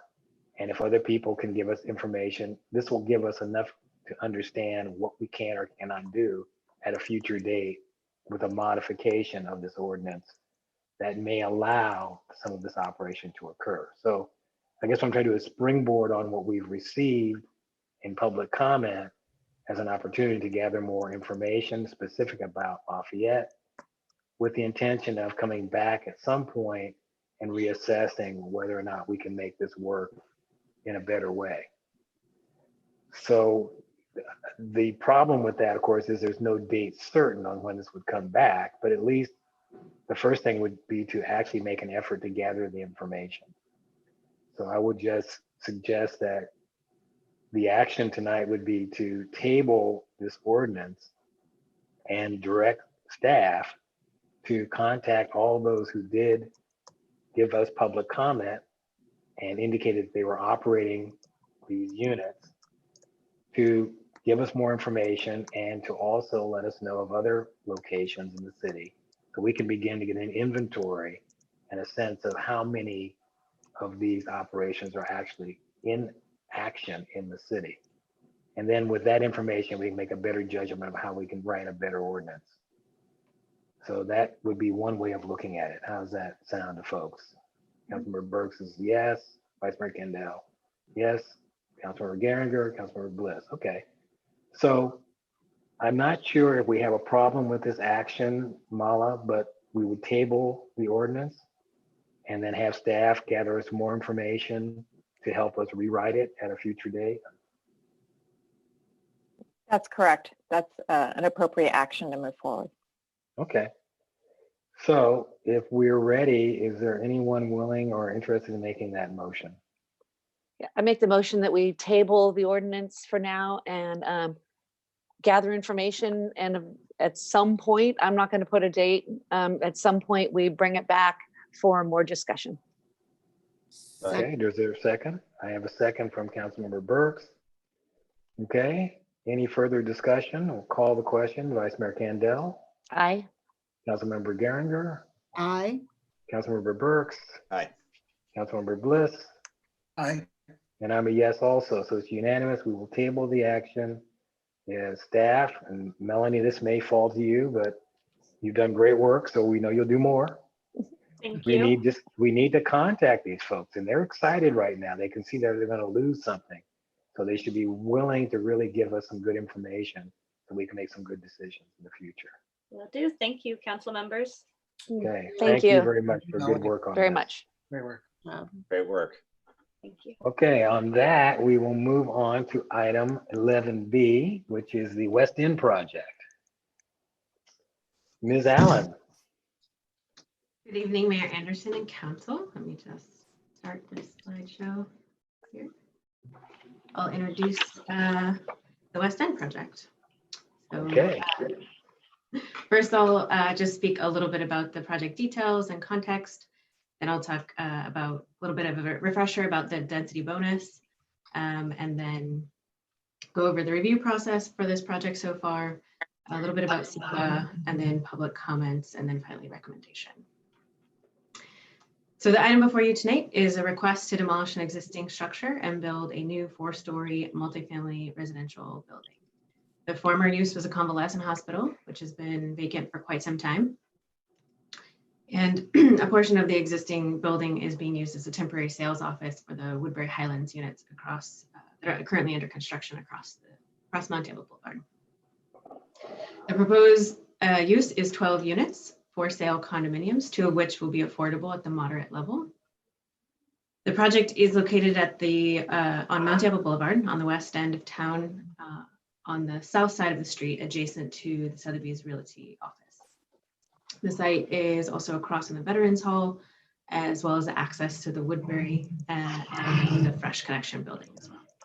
In terms of site conditions, the lot is narrow and the parcel is mostly covered with paving or the building itself.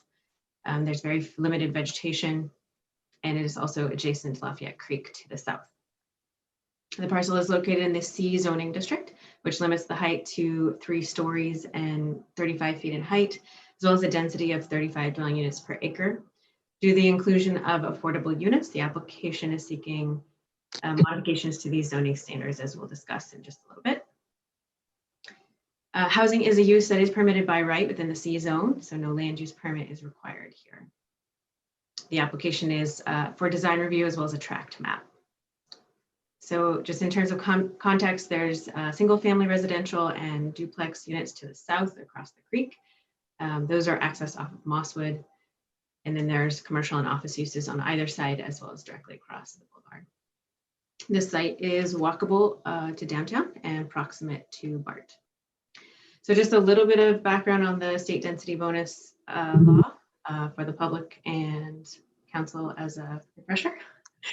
The city of Lafayette has an inclusionary housing ordinance, which requires 15% affordable for all new multifamily residential development that exceeds 7 units.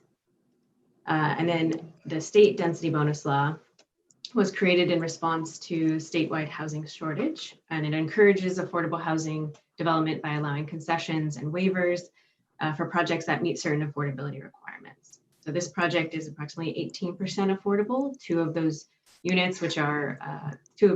units which are permitted under the base density are affordable. So while the underlying zoning allows for 35 dwelling units per acre, which would allow for those 11 units, the applicant is requesting an additional unit. They could in fact ask for 2 additional units, although through the process it's been reduced. So total could be 13, but now requesting 12. And this is permitted under the state density bonus law to allow the cost of the affordable units to be offset by the additional market rate units. So just in terms of concessions, they are considered allowances or modifications to code requirements, which are financially burdensome to the development. The number of concessions are limited based on the amount of affordability provided. So the more affordability, the more concessions can be requested.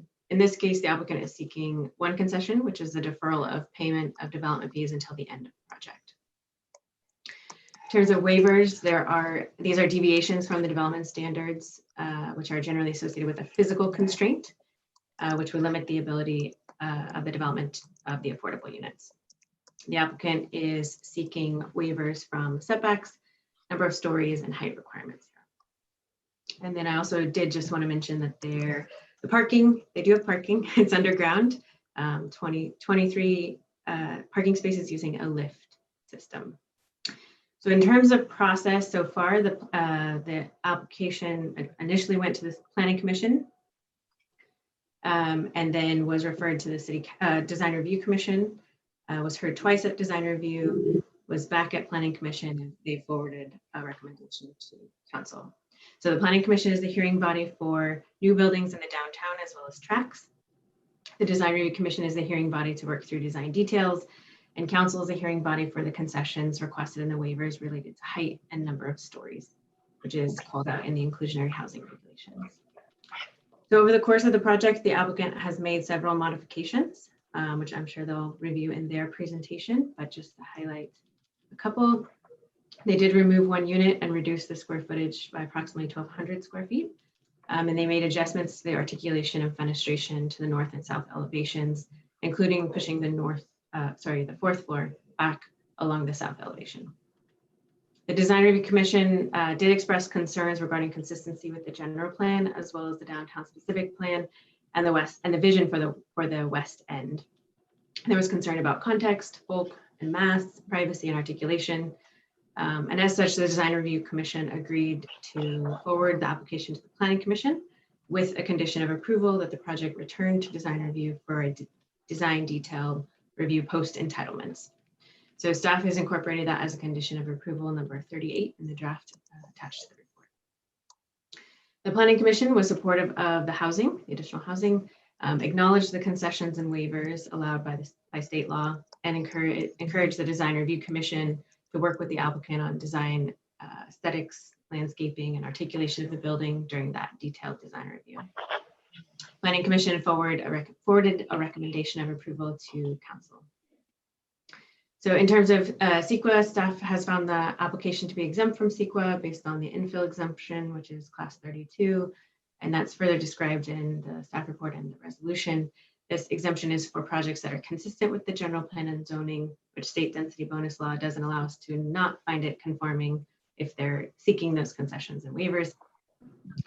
On a site that's less than 5 acres, surrounded by urban uses, has no protected habitat, and no significant impact on noise, traffic, air, water quality, and is already served by public utilities and services. And that is outlined in the draft resolution. In terms of noticing, staff sent out a notice to the public of all of the public hearings each different hearing body, but to both owners and occupants within 500 feet of the subject property. Public comments received throughout the process were primarily concerned with the context of the larger structure, the massing and privacy impacts, as well as impacts to the creek.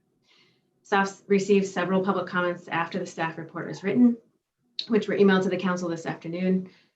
Given the extent of those public comments and the need to review and respond to them, staff would recommend that the council continue the matter.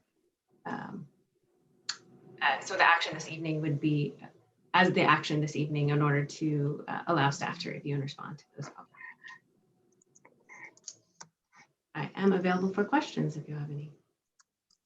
Okay, are there questions for staff on the project? I don't see. Okay, Councilmember Burks. Sorry, I just wanted to, yeah, sorry, I was muted. Thank you, Sarah, very much, and great work as usual. I just wanted to clarify, I didn't mishear you. Your recommendation then is to continue the matter to enable a review of the comments that were received by the public this afternoon or after. Correct. Is that correct? Correct. So you would conduct the public hearing, but then continue it so that staff could respond to those comments. Okay, thank you. Okay, Councilmember Geringer. No additional questions because my questions were related to some of the public comments that came in. And so would we hold those until staff has a chance and we come back to the next meeting? No, my sense is that we still have a public hearing. So we will be requesting for public comment and we'll hear those public comments, but the overall action is being changed to simply continue the item. The original posting did include us taking an action. So we need to basically honor that, but the recommendation from staff has changed. So I would like to wait until after I hear public comment. Okay, that's fine. These are questions for staff. Vice Mayor Kendall. No, I'm good. Thank you. Okay. Councilmember Bliss. No questions. Thank you for the great report, Sarah. Okay, so we have the applicant making a presentation.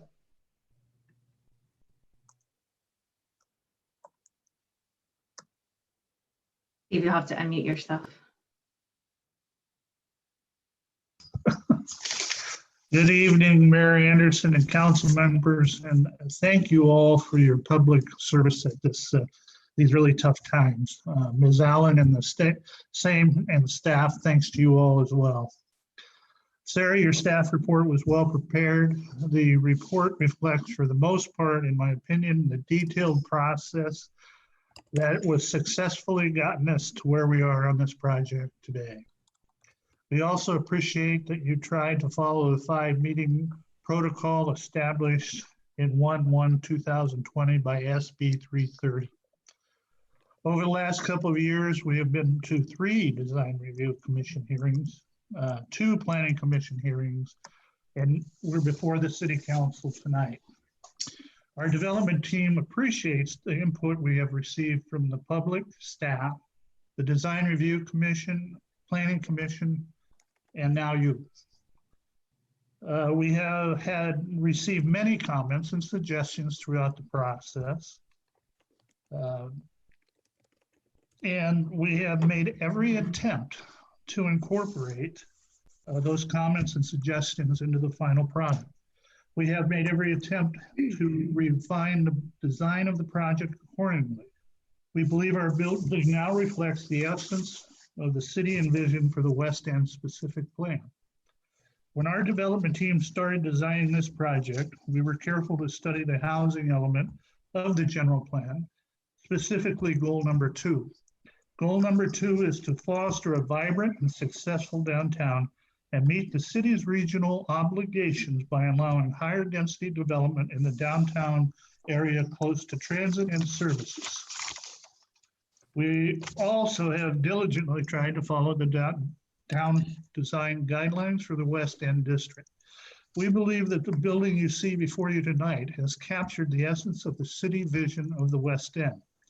The development team, Randy Harris with HDO Architects, Mike Milani with Milani Engineering, Judy Bendix with Mosaic Biological Resources, Sally Thornburg of Lurifine Real Estate, and Patricia Curtin with Window Rosen and Black Law Firm also are here to answer any of your questions.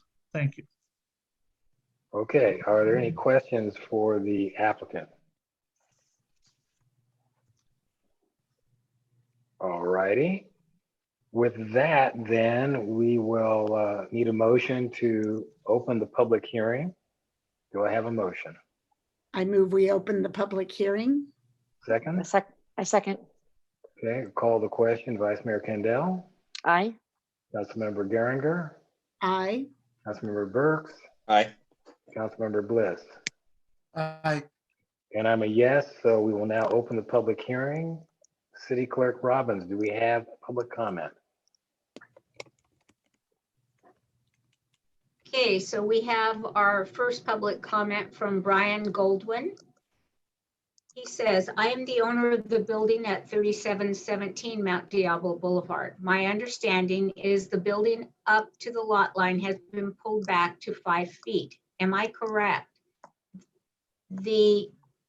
My main concerns are with the stability of the hillside and foundations of the neighboring buildings with the tremendous amount of excavation and disruption of the soils.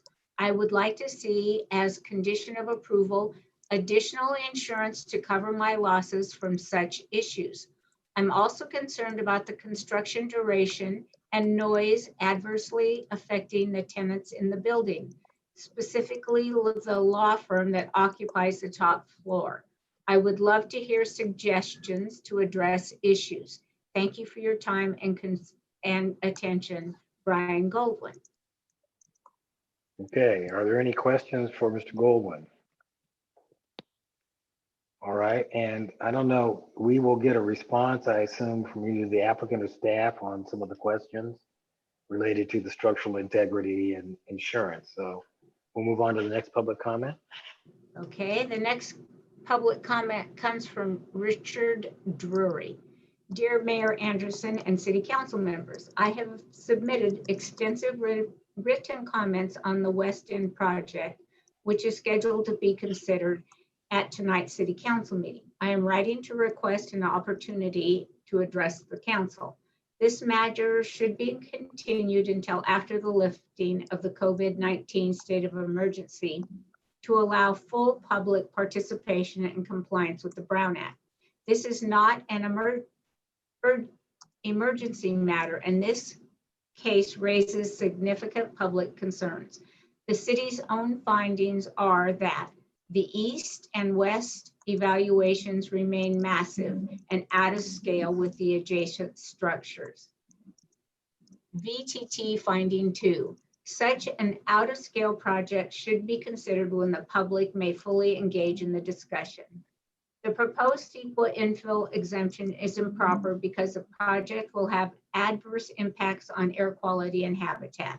Dr. Paul Rosenfeld concluded that air emissions generated by construction and excavation of over 3,500 cubic yards of soil for the massive underground parking garage will cause air pollution that will exceed CEQA significant thresholds for cancer by over 9 times.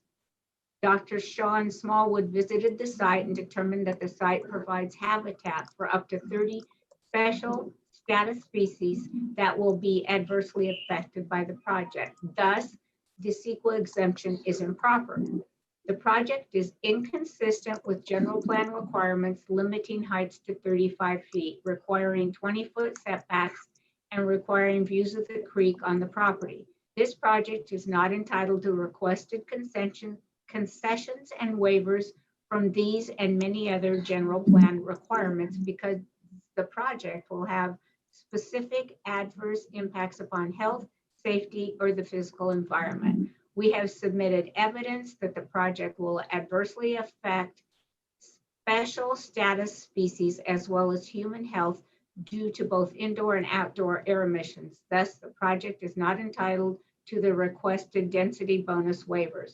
Further, the project does not even qualify for the city's density bonus ordinance because it fails to provide at least 20% of its units for moderate income housing, providing only 18%. Thank you for considering my comments. Sincerely, Richard Drury. Okay, are there any questions for Mr. Drury? Okay, next public comment. All right. Next public comment comes from Thomas Smith, City Council. I am writing regarding agenda item 11B, condominium project at 3721 Mount Diablo Boulevard. The height of this building will change the charm and integrity of our downtown. I ask that the council reject this proposal and direct the developer to adjust the plans. I understand that changes have been made on two sides of the building. However, it is not enough. Changes need to be made to both the east and west. I chose to move to Lafayette to raise my family because of the hills and small town feel. This proposal is associated with that more of a larger city and will impact our already highly traveled roads. Regards, Thomas Smith. Hey, are there questions for Mr. Smith? Our next public comment. Our next public comment is from Eric Reiner. I lived at the west end of Lafayette since 1993. I moved here because of its balance, business, nature, family, schools, living in a rural area. People who worked at local stores were able to afford housing in Lafayette. What a beautiful place. California State Senator Scott Wiener said in a speech, "We are so far behind in housing here in California. We should have enough housing that anyone who wants to live here should have the opportunity." I don't think so, Senator. There's roughly 8 billion people living on this planet, and that number will continue to grow. You don't just build because of the demand. You have to consider the environment and the people who already exist here and their health. The proposed building at 3721 Mount Diablo Boulevard doesn't help Lafayette. See if it helps Lafayette in any of these categories.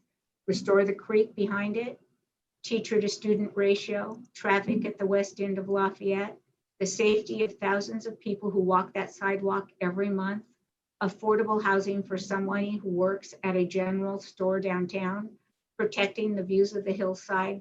Lafayette needs to pull together. Thank you, Eric. Okay, any questions for Mr. Reiner? All right, next public comment. Next public comment is from Valerie May. The request for a design review for the building at 3721 Mount Diablo Boulevard. The modifications offered by the owner developer are inconsequential. May I submit these considerations? The site of this proposed structure is not only on Mount Diablo Boulevard, it is also on the creek and Mosswood Drive.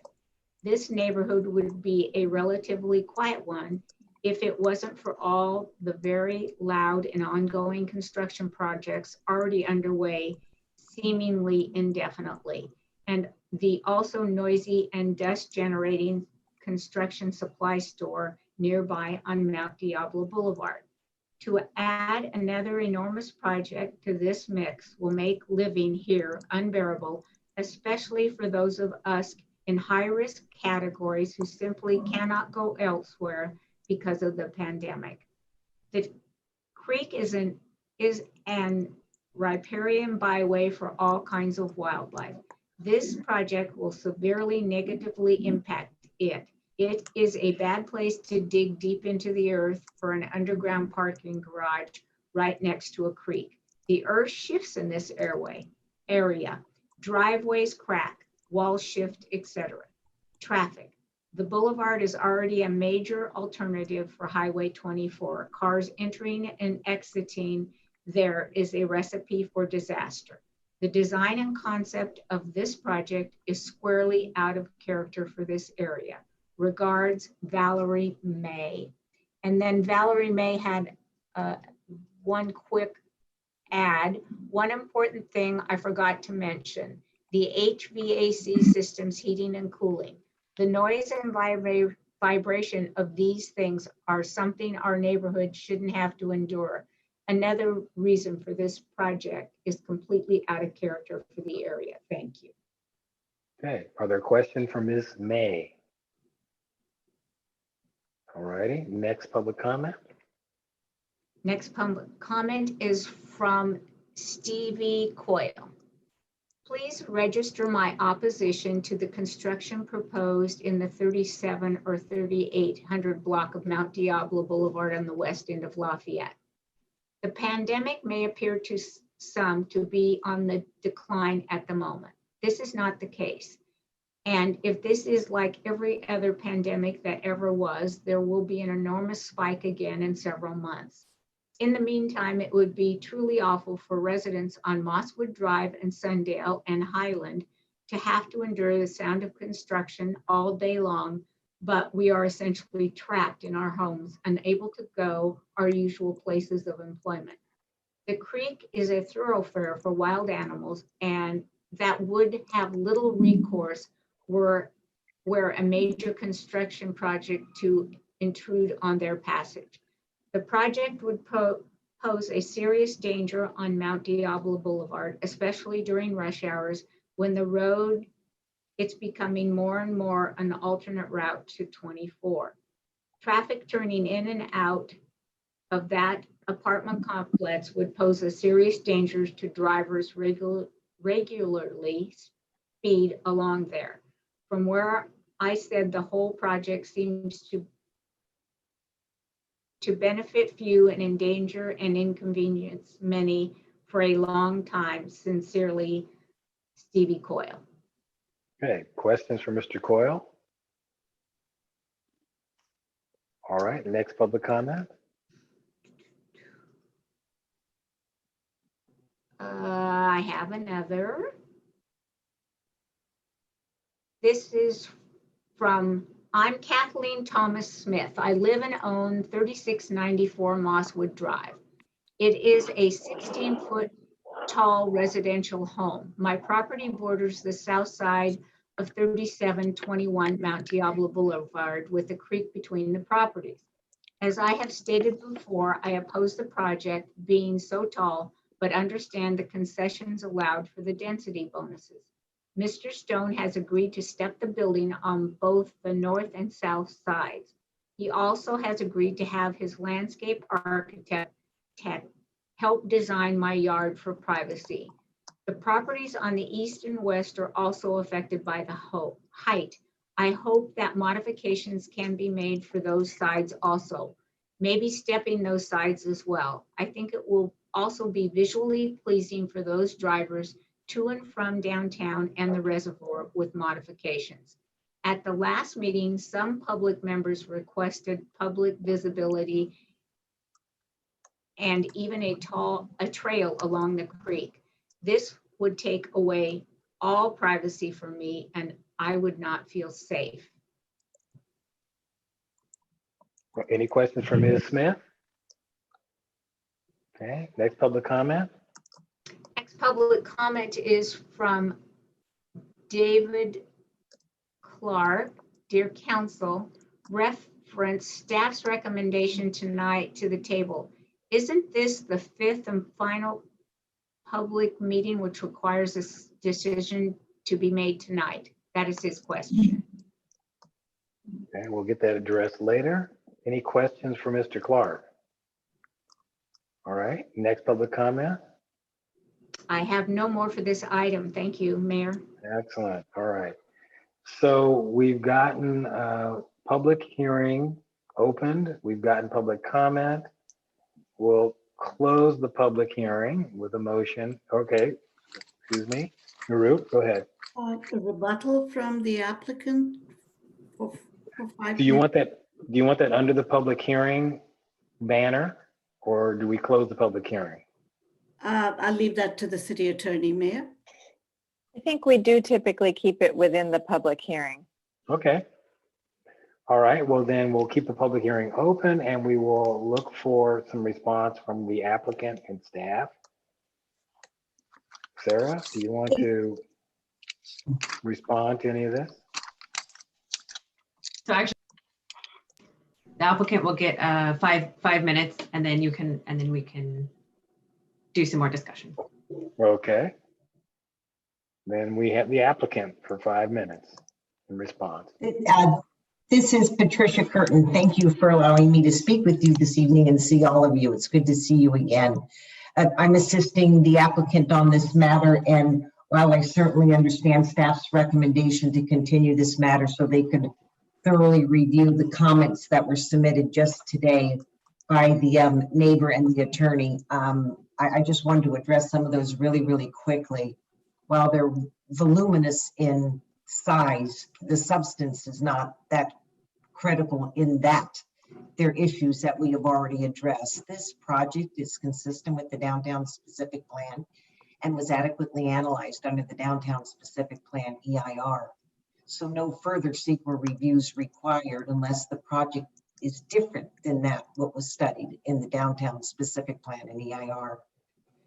The attorney mentions that this project will have a significant impact on biology, when in fact it will not. We have our consultant, and she is here, Judy Bendix from Mosaic, to address that issue. She did go out on the site and determine that there are trees not on the site, but adjacent to it, where there may be nesting birds.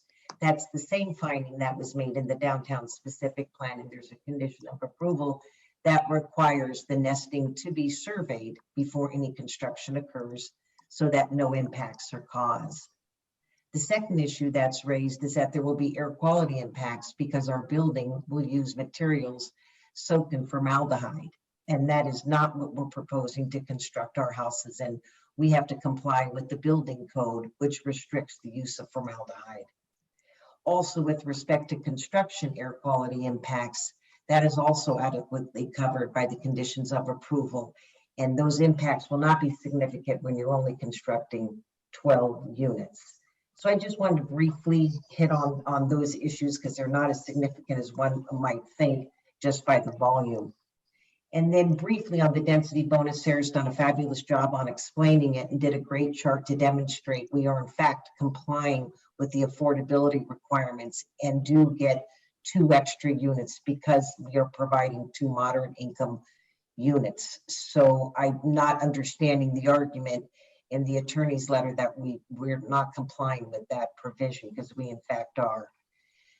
The next argument that's made is that the project can't be approved because we exceed the height and are asking for a setback change. And that's exactly what the density bonus law allows us to do, is to ask for those waivers. Those are waivers, not concessions. And as a result, it's a different threshold. And we just need to demonstrate that without those waivers, we can't build the project in the density proposed, which is clear because of the size of the site. So they also argue that asking for those waivers will cause us adverse significant impact on health and safety because of the inconsistency with the general plan, and the density bonus law clearly states that inconsistency is not such an adverse impact. So I just wanted to put that on the record, but I know staff will also have an opportunity to look at this and report back as well, and I'm happy to answer any questions. Okay, are there any questions from council members of the applicant?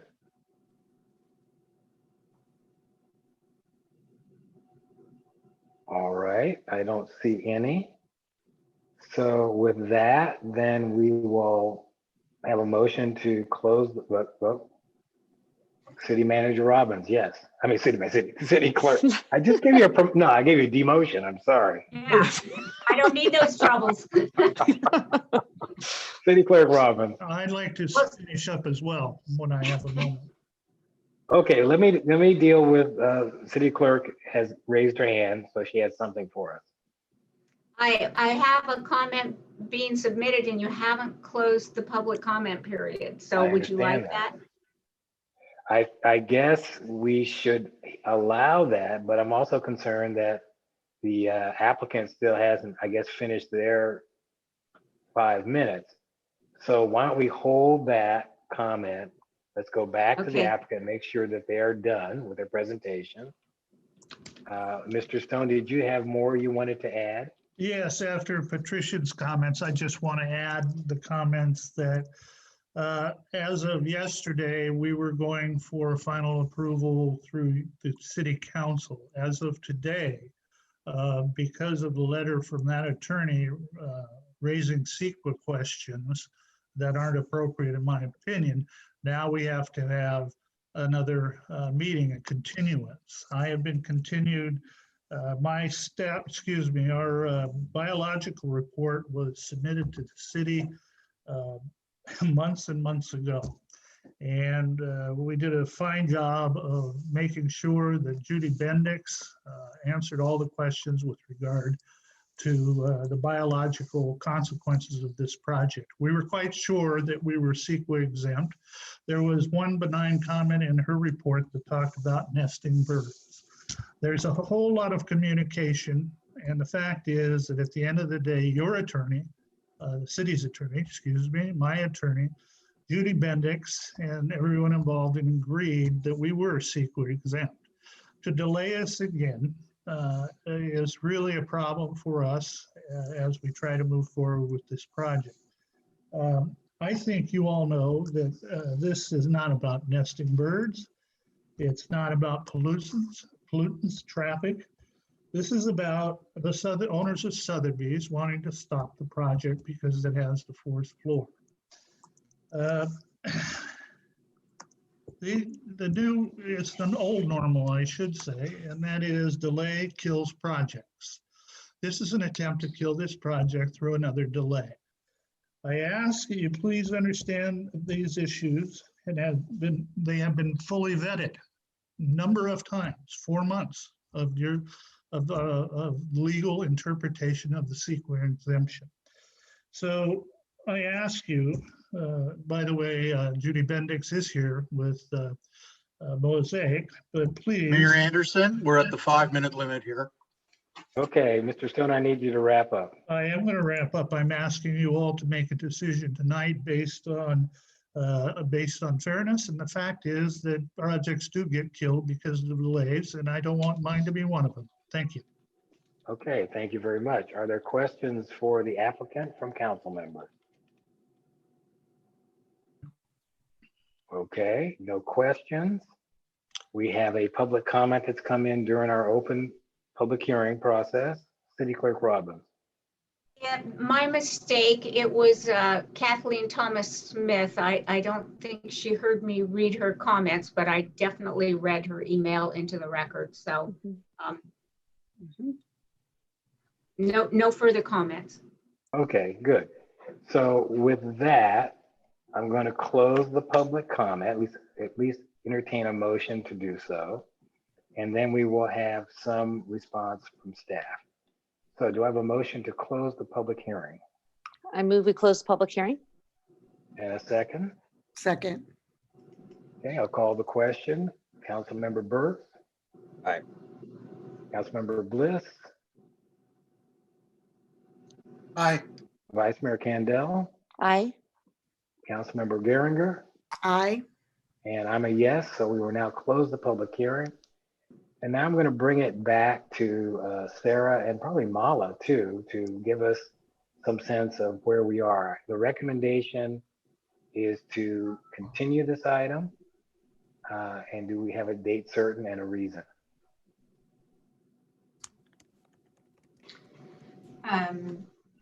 The reason being the comments that we received in very recently. So on Friday, our email server was down, so only received the comments just this morning. And there is quite a bit of information in there. And so we just want to digest it and make sure that we do in fact are able to respond to it. There was mention of the SB 330 5 meetings. It's my understanding that 5 meeting limit is at the start of the year, January 2020. We have had 2 meetings since January 2020, this being the third meeting. We don't quite have a date certain because they don't know how long it will take to address the comments, but certainly we would renotice the public hearing. Okay, Mala, do you have anything to add to that?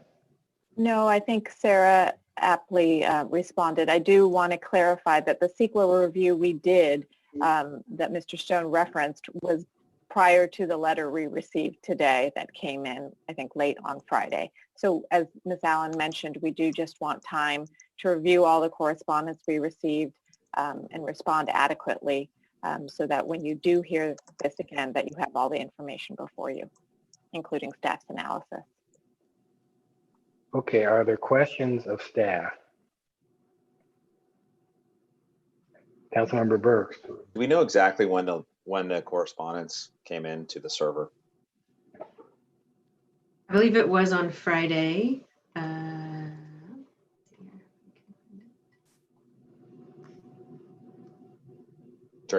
Was it during business hours, Sarah? Do you know?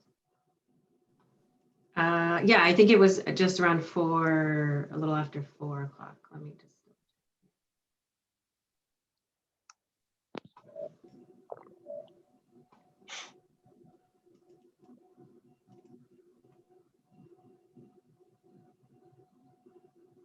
It was 4:10 p.m. Friday. Okay. And then when was it actually? When did it clear the server? That I don't have an answer. I don't know. I mean, I received it when I opened my email this morning, but that's the date and time it says. Okay. My question was related to a comment I'll make now that I've said this over the last 3 years, and I'll say it again. I have zero tolerance for, to send correspondence basically the night before, less than a business day before the hearing is not appropriate, in my opinion. After this process has played through and our commissions have heard from the applicants and from the public as much as they have, changes have been made, the staff is making a recommendation. I understand that the staff's desire to take in all information, but again, I'll repeat this again. What if another email comes in from the same attorney or another attorney or another member of the public, 6 hours before the next hearing? Do we wait again? Do we continue to that fifth meeting? I just think it's a bit ridiculous, and it's not fair for us not to move as we would in our regular process. So those are my comments. Okay, appreciate those comments. I don't know, Mala, do you want to respond at all to that in terms of the lateness of this information coming in? Obviously, this has been going through a process, as Councilmember Brooks mentioned, and it has gone through Planning Commission. It would have been great to have these comments at Planning Commission or well in advance of this meeting, but it does happen. These type of comments do frequently come in late, sometimes intentionally so, and they're in the record. And so we have to be able to make sure that we can address them appropriately should litigation result. So we, while it's unfortunate that they were delivered very tardy, we want to be prudent about our ability to respond because they are in the record for council's consideration, whether they be delivered at Friday late or even late today. Okay, thank you for that. Other comments from council members? Councilmember Geringer, look, you're ready to say something. No, just I was curious about this as well. I do appreciate that that legal counsel and that staff want to fully vet this, but it has been through a very thorough, detailed process. So I support the recommendation from Mala, but am also experiencing, I think, the same sort of concern about being able to bring these things up at this time in the process and not having been part of it earlier. And it looked like, and I know you're going around to all the council, but it looked like the applicant had another comment, but. Well, at this point, it's beyond public hearing, so it's on us now. We're talking. Yeah. So I wouldn't want to go against the recommendation of staff to move forward. But I do just want to express that concern that the timeliness of the bringing this additional information. Okay. Vice Mayor Candell, any comment? Sure. Yeah. I mean, it's a tough one. I understand that, and I understand staff's recommendation. I have some other questions that kind of came up while all this was going, and I wanted to hear all the public comment first. Okay. And so just kind of bring up some things that that kind of pulled out of this report that maybe I would want some clarification on as well. And one was the letter from Confire. And I just want to see if we resolved all of those issues that they brought up, because it was a pretty long list of things. And maybe I just didn't see them from the report, and you could just point to me. maybe I just didn't see it. The story polls, what was the deal? Why were story polls never put up? There's a 3D model that I haven't seen. So I understand the backyard and the side yard privacy, and I completely understand that. And is there any way that we can help the neighbors, not only to the back but to the sides, with the privacy issues? Garbage. I didn't see garbage. Where they put the garbage? I don't know. Maybe I just missed it, but I don't know. I couldn't find out whether they had a central garbage place, because all the underground was full of cars, and I didn't see a spot on the side. I didn't know where they're putting the cans out or what were they doing. There was a comment about the 10-foot ceilings, and why should they get 10-foot ceilings and not 8-foot ceilings in these apartments, in these condos? I would like to understand more that whole 18% versus 20% and how we are supposed to round up or round down in terms of the affordable units. And in this design review commission review that is being, apparently they're going to get one more design review. Does that fit? I mean, can we do that now that we've got this 5-meeting thing? How does that fit in now? And what can they actually do? I mean, like maybe that's just a process question for me. What can they do in that final review to change this? What's the extent of the things that can get proposed and they can enforce? Or can the applicant just basically ignore everything from there? I don't understand how that last review plays into this.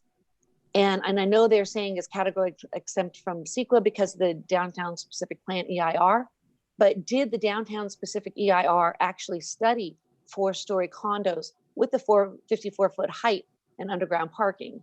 Is that something they actually covered in the downtown specific plan EIR? Because it's kind of outside of what we were going to allow in our downtown. So it just seems maybe that was just a comment on how we think that's still being covered would be good. All right, well, that was it. Sorry. Okay, well, those are all good questions, and that's why we have staff here. So with regard to the Confire, some of them are just general comments, which are applicable to most projects. The one very specific one for this project was that they need to underground the utility lines so that they could have access. And the applicant has agreed to do that. I believe I included that as a condition of approval in the draft documents. And what about the emergency access? It was the emergency access around the sides of the building that seemed to be a stickler. I'm not recalling offhand, but ultimately what happens is that they need to still get fire district approval before I would even issue a building permit. So if fire's not happy, then they won't be able to move forward.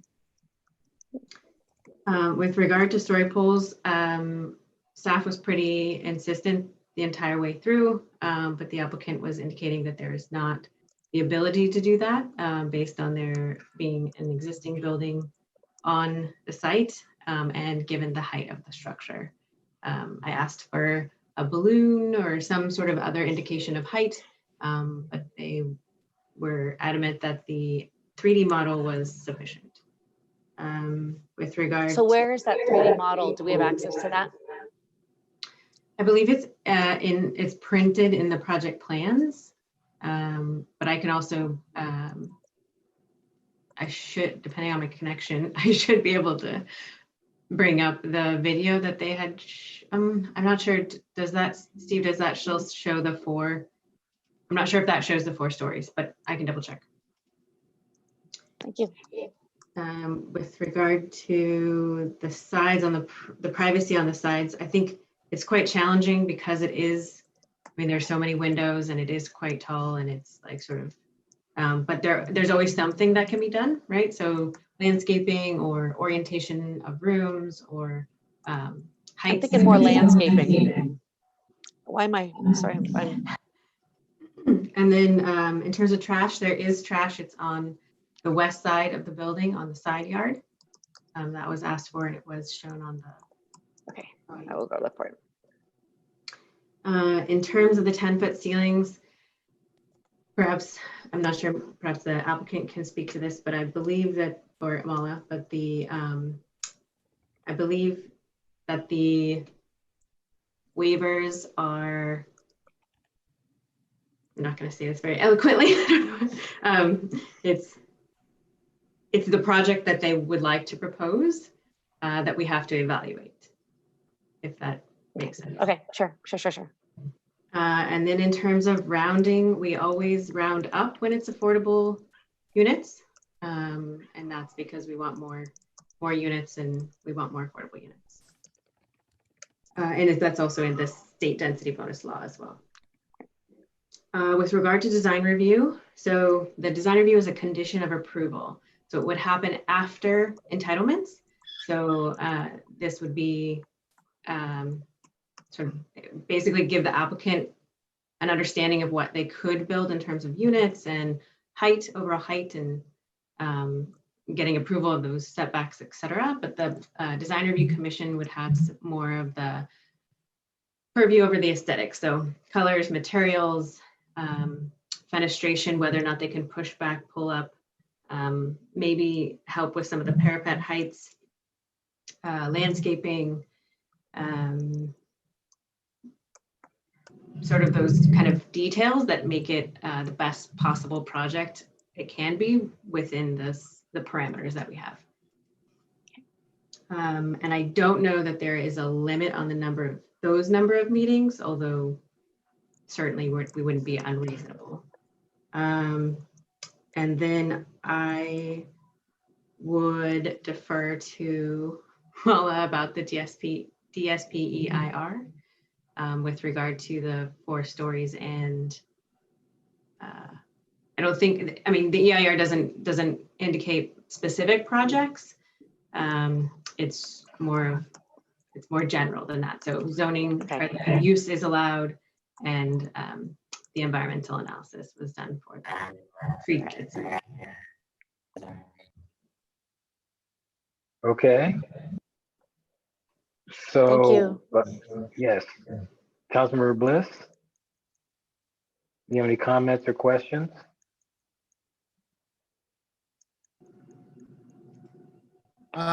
Thank you, Mayor. Not at this time. No, thank you. Okay.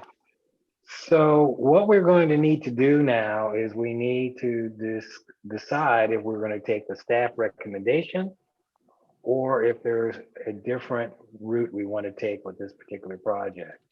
The staff recommendation we can have stated again, just so we're clear, but that's basically what we have on the table. And then we have every option beyond that we want to come up with. So Sarah, the staff recommendation one more time so we know what we're supposed to be looking at. So it would be to continue the matter to a date uncertain where we would re-notice the public hearing, but to allow staff to address the comments that have been submitted specifically as it relates to CEQA. Okay. Any questions on that? All righty. So then on the recommendation, I think I'm looking for a motion. Can I make one comment? I apologize. I don't mean to be disrespectful. I have no idea who's talking. This is Patty Curtin. I was Patty, just gonna, if I may. you know, we are beyond the applicant's statement time, and we're now operating as council. So if you could wait, I'd appreciate that. Thank you. Okay. So do I have a motion on the staff recommendation?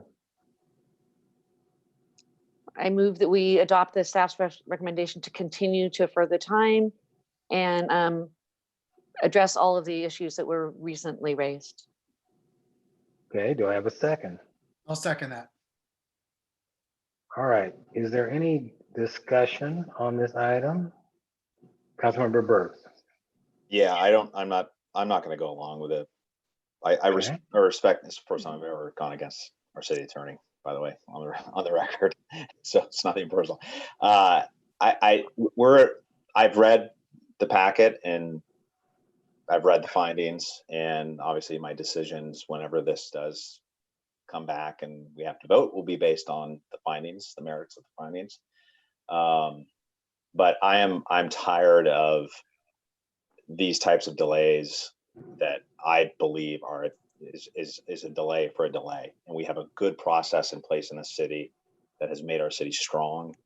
And now more than ever, when our economy needs work and development and jobs and places for people to live that are affordable and that are near public transportation, for us to stop with a date uncertain on an application like this, to me, is absurd. So those are my comments. Okay, fair enough. Other comments? Councilmember Geringer? No. Okay. Then I will call the question. Vice Mayor Kandel? Aye. Yes or no? Yes? Aye. Yes. Councilmember Geringer? Yes. Councilmember Burks? No. Councilmember Bliss? Aye. And I am yes. It is 4-1 with Councilmember Burks the nay. So we will continue the item, and there will be notice from staff when this will be reheard at a time uncertain at this point. Okay, thank you all for your time on this. I appreciate it.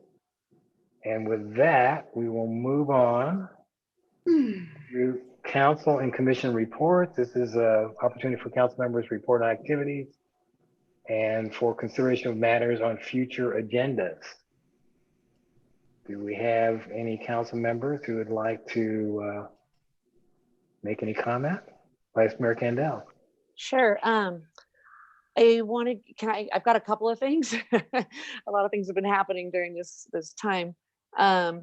So first off, I want to give an update. I know I'm acting not as a council member, but as a resident, but give an update on the coronavirus testing in the city of Lafayette.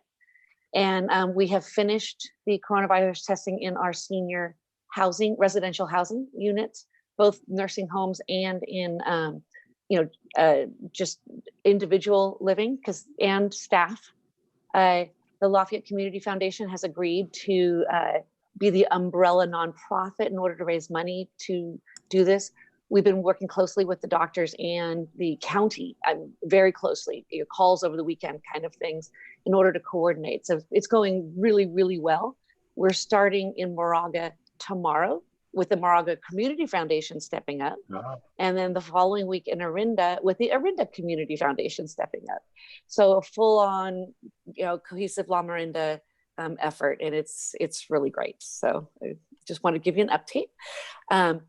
Second thing is that you saw the letter from us to the Housing Committee and the Department of Finance regarding either delaying the RENA allocations until next year sometime, or if they give them to us, require an update, a modification to those allocations, either up and down based on a more valid forecasting, as this pandemic, as we reopen and may close and then reopen, a more reasonable jobs forecast.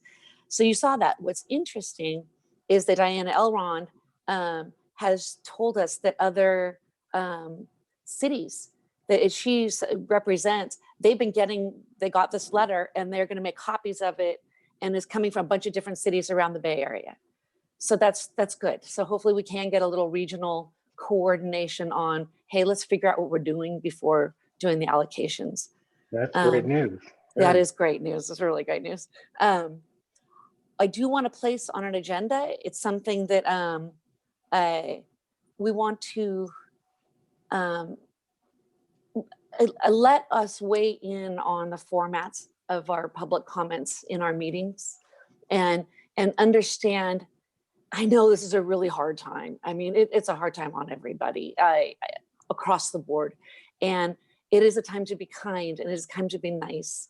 And if we can conduct these meetings in a way where people will feel better about their contact with us, let's at least explore it. So I would like to put that on an agenda item for our next meeting if we can. That would be great. It's a deal. Great. And then the next one was something that I did send off, and there's a possible ballot measure for November that the city of San Francisco is entertaining. And it's San Francisco Supervisor Dean Preston revealed on Monday plans for a ballot measure that would double city transfer taxes on real estate transactions above $10 million. Quote, "We know that will be a wave of real estate speculation coming. It is predictable with the recession that we're going to face, and this is not guessing on our part. The big private equity funds are gearing up for large real estate buys.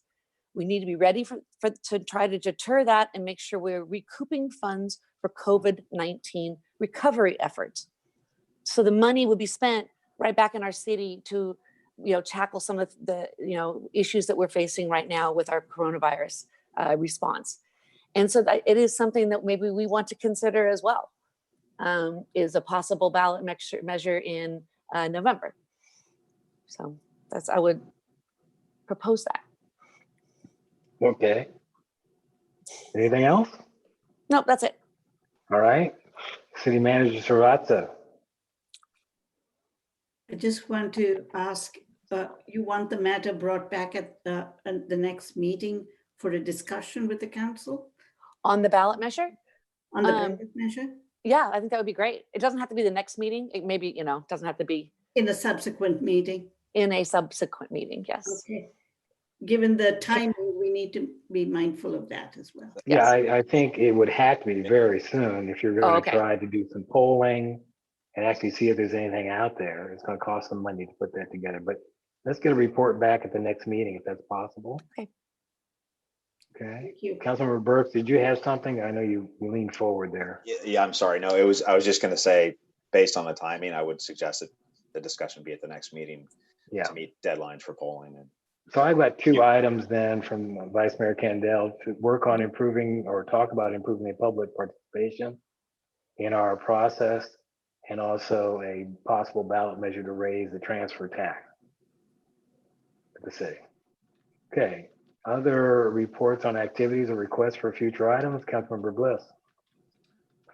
These are all just a couple of reports back, just on some activities and just kind of a general announcement I wanted to make also, mostly around some local organizations. Before I go into that though, I did just want to, for the record, just offer, my very sincere thanks to the efforts of Vice Mayor Kendall on the testing for seniors in our community. I think we all know that everything that's about trying to deal with this pandemic comes down to testing. I think most people who watch it closely know that at the federal level, there's been a real, they've really come up short in terms of arranging for testing. And so it's fallen to states and counties and localities to do a lot of that. And so I cannot say enough about the Vice Mayor's efforts in this regard. Seniors are obviously a particularly vulnerable population, seniors living together in dense facilities, especially so. And getting this testing done is just enormous in and of itself. And then the regional collaboration across the 3 municipalities is just fantastic. So I really can't say enough about that effort. So thank you to Vice Mayor Kendall and her many partners in making that happen. It's really been fantastic to watch that all come about. I did want to do just a couple quick announcements. I think many of you know that I serve as the liaison to the Library Foundation in Lafayette. They are going to be taking their Night at the Library event online, of course. It's on May 30th. They have lined up an incredible guest MC in the person of our own council member, Cam Burks. So Cam will be co-emceeing that Night at the Library along with Carrie Barlow of the, president of the board for the foundation. So go to their website, sign up for that. Should be a great event, auctions and other types of things. And then finally, kind of in a similar vein, I meant to announce this at our prior meeting. I completely forgot to. I happen to be a huge Chekhov fan, and Cherry Orchard is one of my favorite plays of all time. I had planned to see it at the town hall, couldn't because they had to cancel the run due to the pandemic. So just a big tip of the cap to town hall for actually making recorded performances of the Cherry Orchard available for watching. I actually bought a couple tickets just for myself to watch it online a couple weekends ago, and it was just a fantastic event. I know a lot of organizations in the city and elsewhere are trying to figure out how to make things work amid the pandemic, so I really appreciated personally, but also as someone who's a believer in these institutions in our city, the folks at Town Hall going the extra mile and making that available for people to watch recorded. So just a couple things I wanted to note for the good of the order. Thanks. Okay, Councilmember Geringer.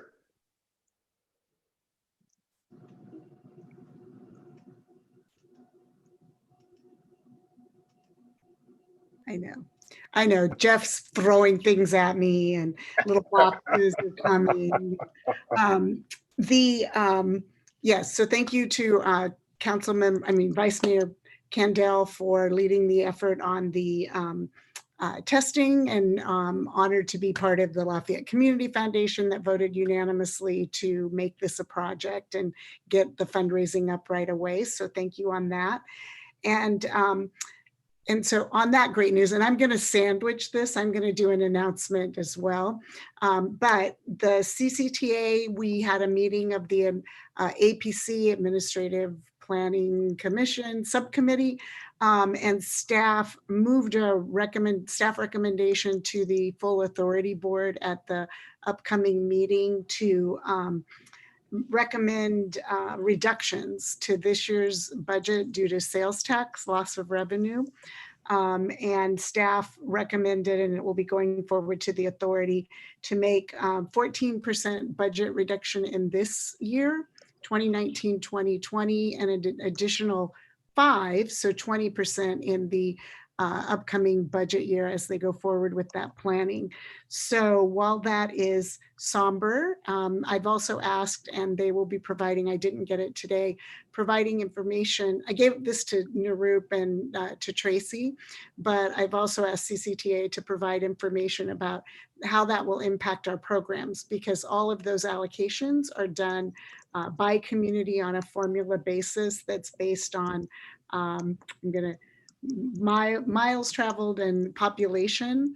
And so if I misquoted that, I'll be corrected, I'm sure, tomorrow, by our executive director.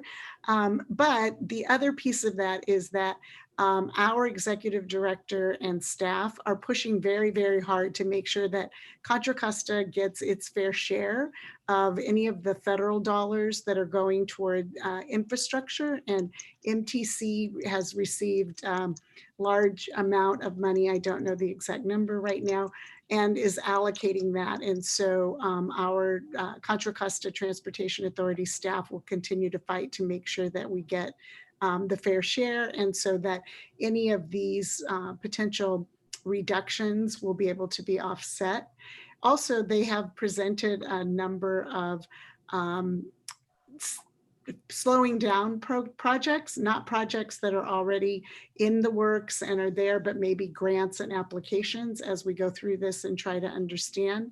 One of the good news pieces also is that the 680 project, the 684 project, and the 680 HOV projects have been able to expedite work because of not having as much traffic, they can work during the day. And so there'll be cost savings related there. So it's a little, they call it a little pea shooter organization, but that has continued to run very well and very much looking out for and efficiently, cost effectively managing taxpayer resources. The other piece that I would add is that in the line of announcements, yesterday for Mother's Day, in supporting our creative community and our arts and our restaurants, Pam Freund-Striplin of Gold Coast Chamber Players has put together a couple, in partnership with a number of different individuals and groups, immersion experiences. And so I had Mother's Day brunch from Rev and watched the siblings from the 4 quartet ranging in ages from 7 to 14 with my husband and my daughter, and had flowers delivered. And I would encourage you, they have another one coming up this next weekend with Laconda Positano and an Italian theme. So just the creativity, as Councilmember Bliss started off our meeting with the creativity and the support of the community. While there are lots of negative impacts on this, one of the pieces that I'm most touched by and impressed is how we're all coming together to try and find the positives in this. And I hope we continue that as we begin over a slow, methodical, science-based method coming out of this on a phase-by-phase basis. Other committee things, but that's the report for today. Thanks. Okay, thank you. Councilmember Burks. I don't have anything. Thanks. Okay, well, then I only wanted to add to a future agenda a staff, I guess, discussion on clarifying the definition of public gathering. We had a proposed event that I didn't know about till the last minute that we had to cancel because of my concerns about the potential of being inconsistent with the health order. So I think staff needs a little clarification, so if we can get that on the next agenda. There's things coming up that need to be kind of interpreted, whether they should happen or shouldn't happen. This may help staff. So we can add that to the next agenda. I'd appreciate that. Okay, with that, then we're going to go to the city manager's update. Thank you, Mayor. I just wanted to give you and the public an update on Lafayette's Business Assistance Program. To date, the program has assisted 54 community businesses. Of the 54, 7 are local nonprofits, and that represents over 330 employees and independent contractors in the city. And this program has been able to connect our business community with, to date, $696,900 in federal funding. Want to make a pitch to the people who are listening. This is a free program that the city is offering. You need to go to the website and or call 284-1968, and we'll connect you with our contractor who will not fill the forms out for you, but will guide you through the process and then hold your hands through the process as you await any notifications from SBA or any other agency. We want everyone to take advantage of it. The funds come in and go out very quickly, so timing is critical. And if you register, you'll be given advice as to the best time to apply as well. So that's my update on the Lafayette Business Assistance Program. That's great news. It sounds like we're getting a lot of benefit out of Townsend's participation. That's really good. Thank you. Okay, with that, we'll move on to appointment of a member to the Design Review Commission. Vice Mayor Candel, you want to handle that? Do you make a motion or do you want to talk about it first? Well, I was there, so I'm totally happy with what we're going to recommend. Why don't you say a few words? Okay, so we did interview a number of applicants, all very good, all very wonderful residents, and we decided to nominate John Gray to be on the Design Review Commission. He is a real standout. Many of the other people, we were hoping that staff would give them the opportunities on other commissions because they were a real dynamic group, and hopefully they will continue to work with our city and possibly join another commission, or keep us in mind when they're thinking about what to do with their spare time. Do you want to add anything? No, I'll just make the motion that we appoint John Gray to the Design Review Commission. A second. Okay. So call the question. Councilmember Geringer. Aye. Councilmember Burks. Aye. Councilmember Bliss. Aye. Vice Mayor Kendall.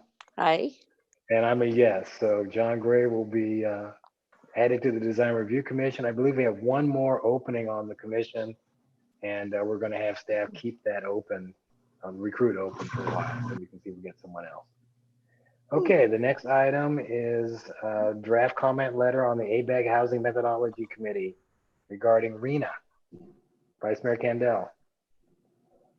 Yeah, so we reviewed, so Teresa and I reviewed with Greg and Diane and Casey. We spent a lot of time, I have to admit, we spent most of the time in that meeting discussing the letter that we actually sent out to HCD and Department of Finance.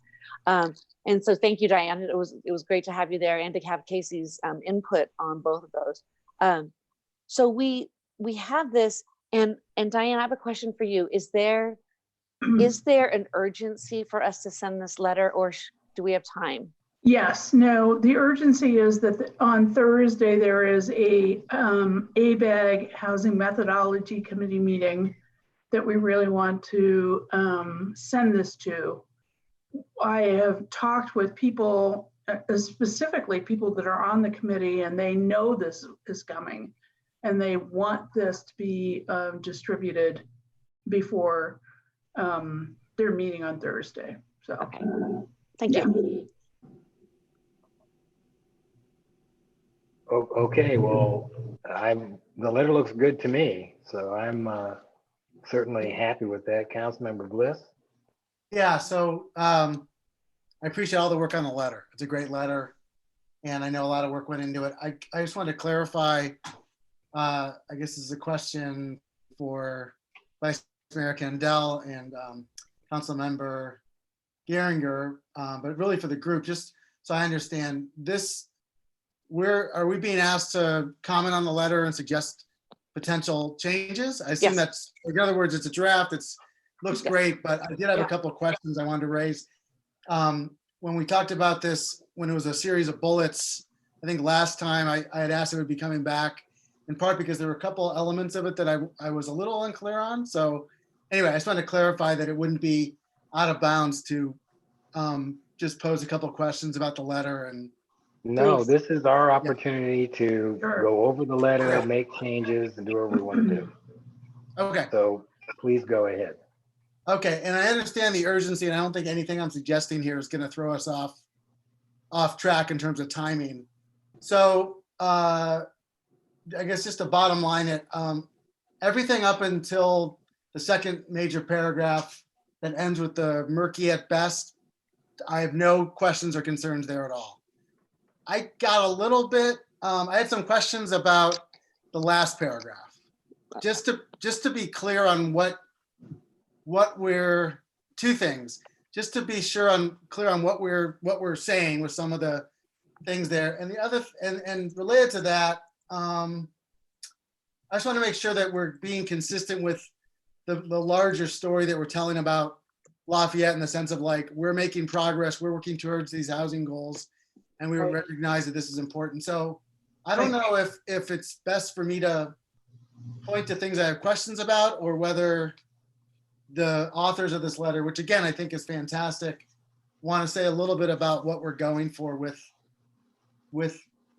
kind of some of the kind of main points being raised in that last paragraph. So why don't we let the authors respond to your concerns, and then there may be some Right. wordsmithing that needs to be done.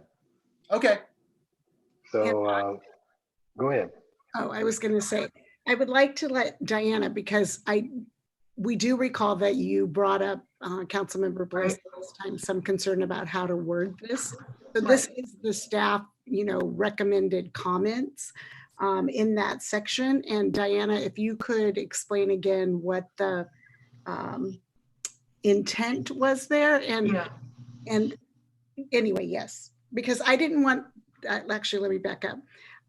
As we discussed this, we brought this forward because I didn't want to presume to understand exactly how Councilmember Bliss, and I don't want to speak for Vice Mayor Candell, but how this could be tweaked to meet the needs of what the staff is trying to also raise. Right. Thank you, Councilmember Geringer.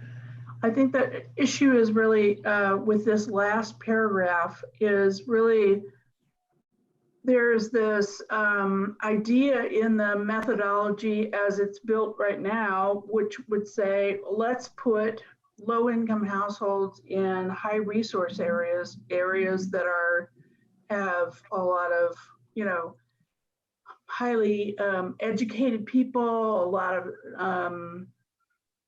services, et cetera.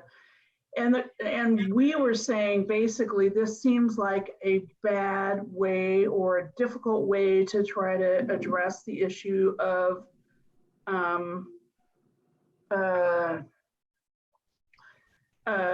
maybe, I'm sorry, I'm struggling with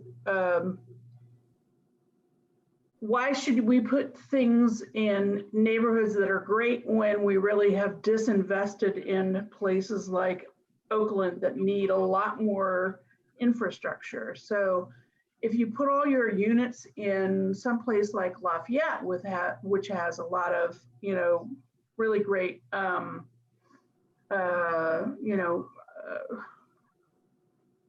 Greg, help me. And I think it stemmed more from a recognition that just because a census tract might have a relatively high median income or that doesn't necessarily make it a good place to put housing. It may be topographically constrained.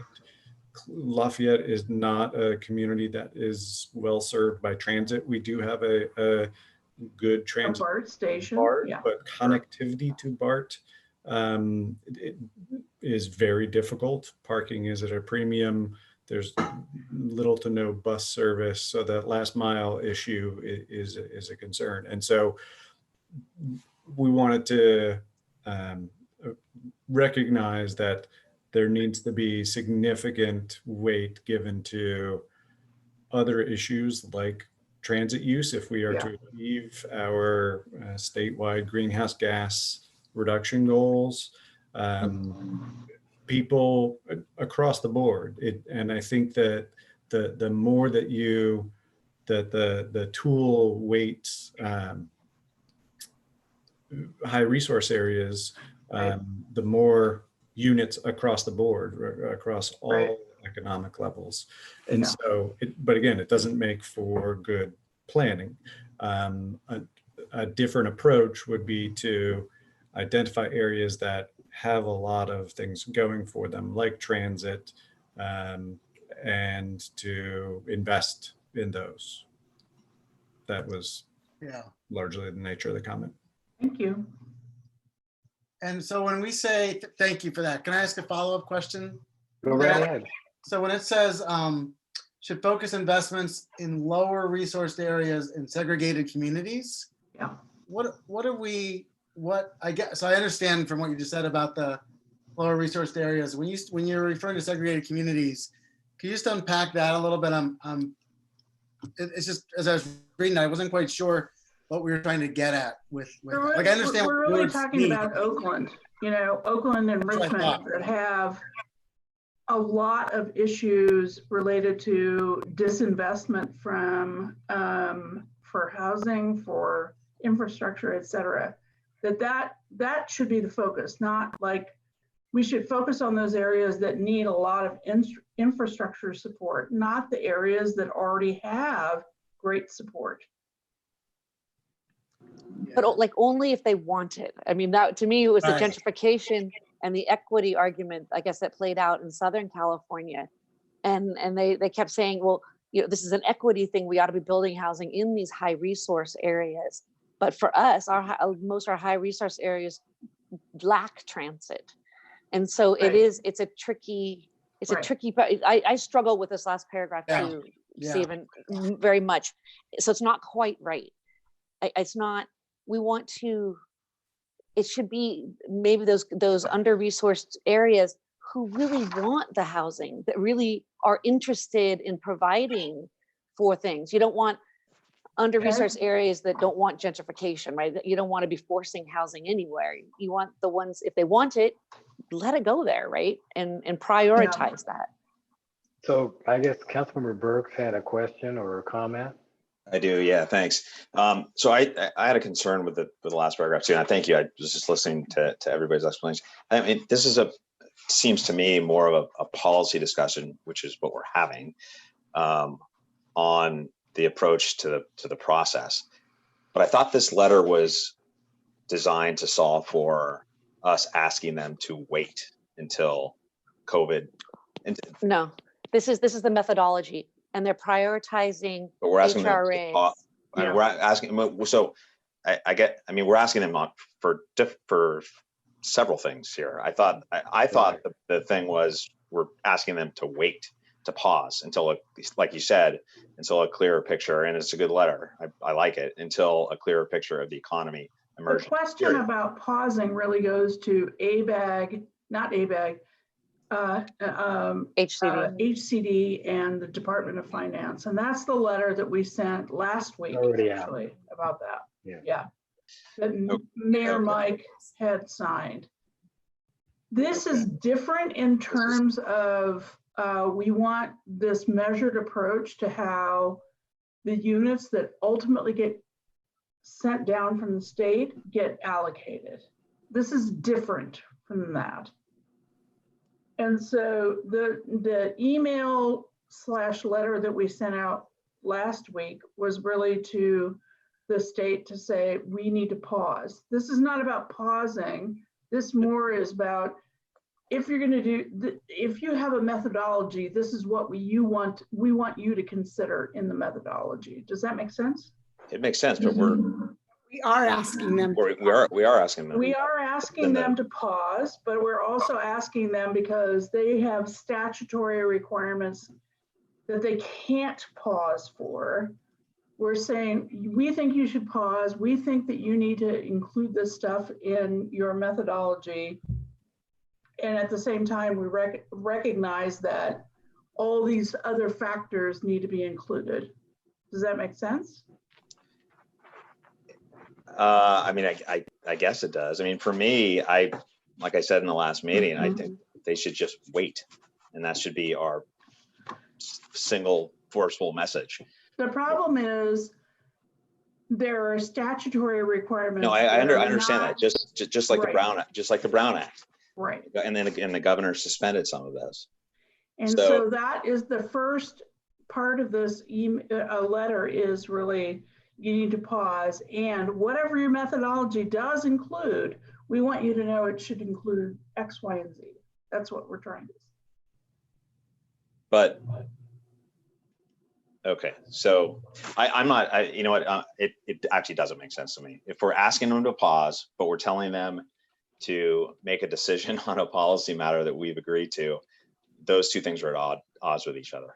I don't think it is, because I think that they're eventually going to have to look at these factors. And even if we ask them to pause, we want them to look at these factors in the future, right?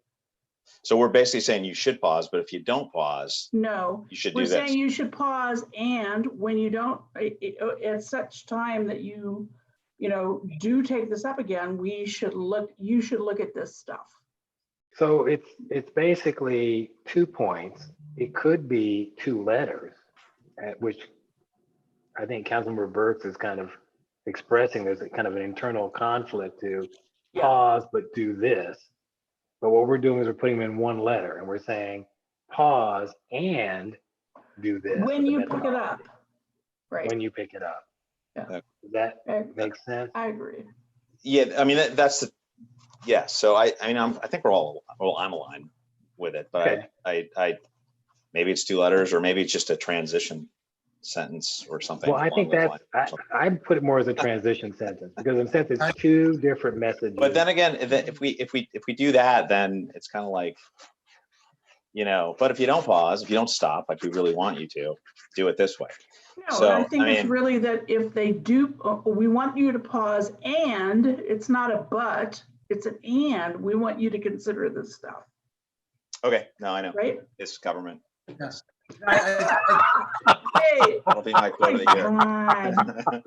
And that's what it all right there. I love the letter. I do love the letter. And, you know, okay, all right. Let's do. Thank you, Commissioner Burke. Only 10 o'clock. We can't be that tired. Come on. So I think Okay. that I just want to pick up. I want to come. So let me just pick up on the comment from Councilmember Burks. I think I take your point, and I think that there's a way to keep this as the single letter. I think what the letter does well is it does with the sentence, the ultimate RENA methodology should focus on, is that attempt to pivot from the please pause this, but at some point when this does pick back up, here's what we think should be included. I think that makes sense because it's recognizing that the process takes time. It'll take to, if they do revise the methodology, that's going to take time as well. It might just mean that all we need, and this isn't the part of the letter that I'm obviously most interested in, but if what I think if we're looking, if we did want to have like a more maybe a more deliberate transition from the yes, you clearly need to stop, but when we do pick it back up, maybe all we need is something like when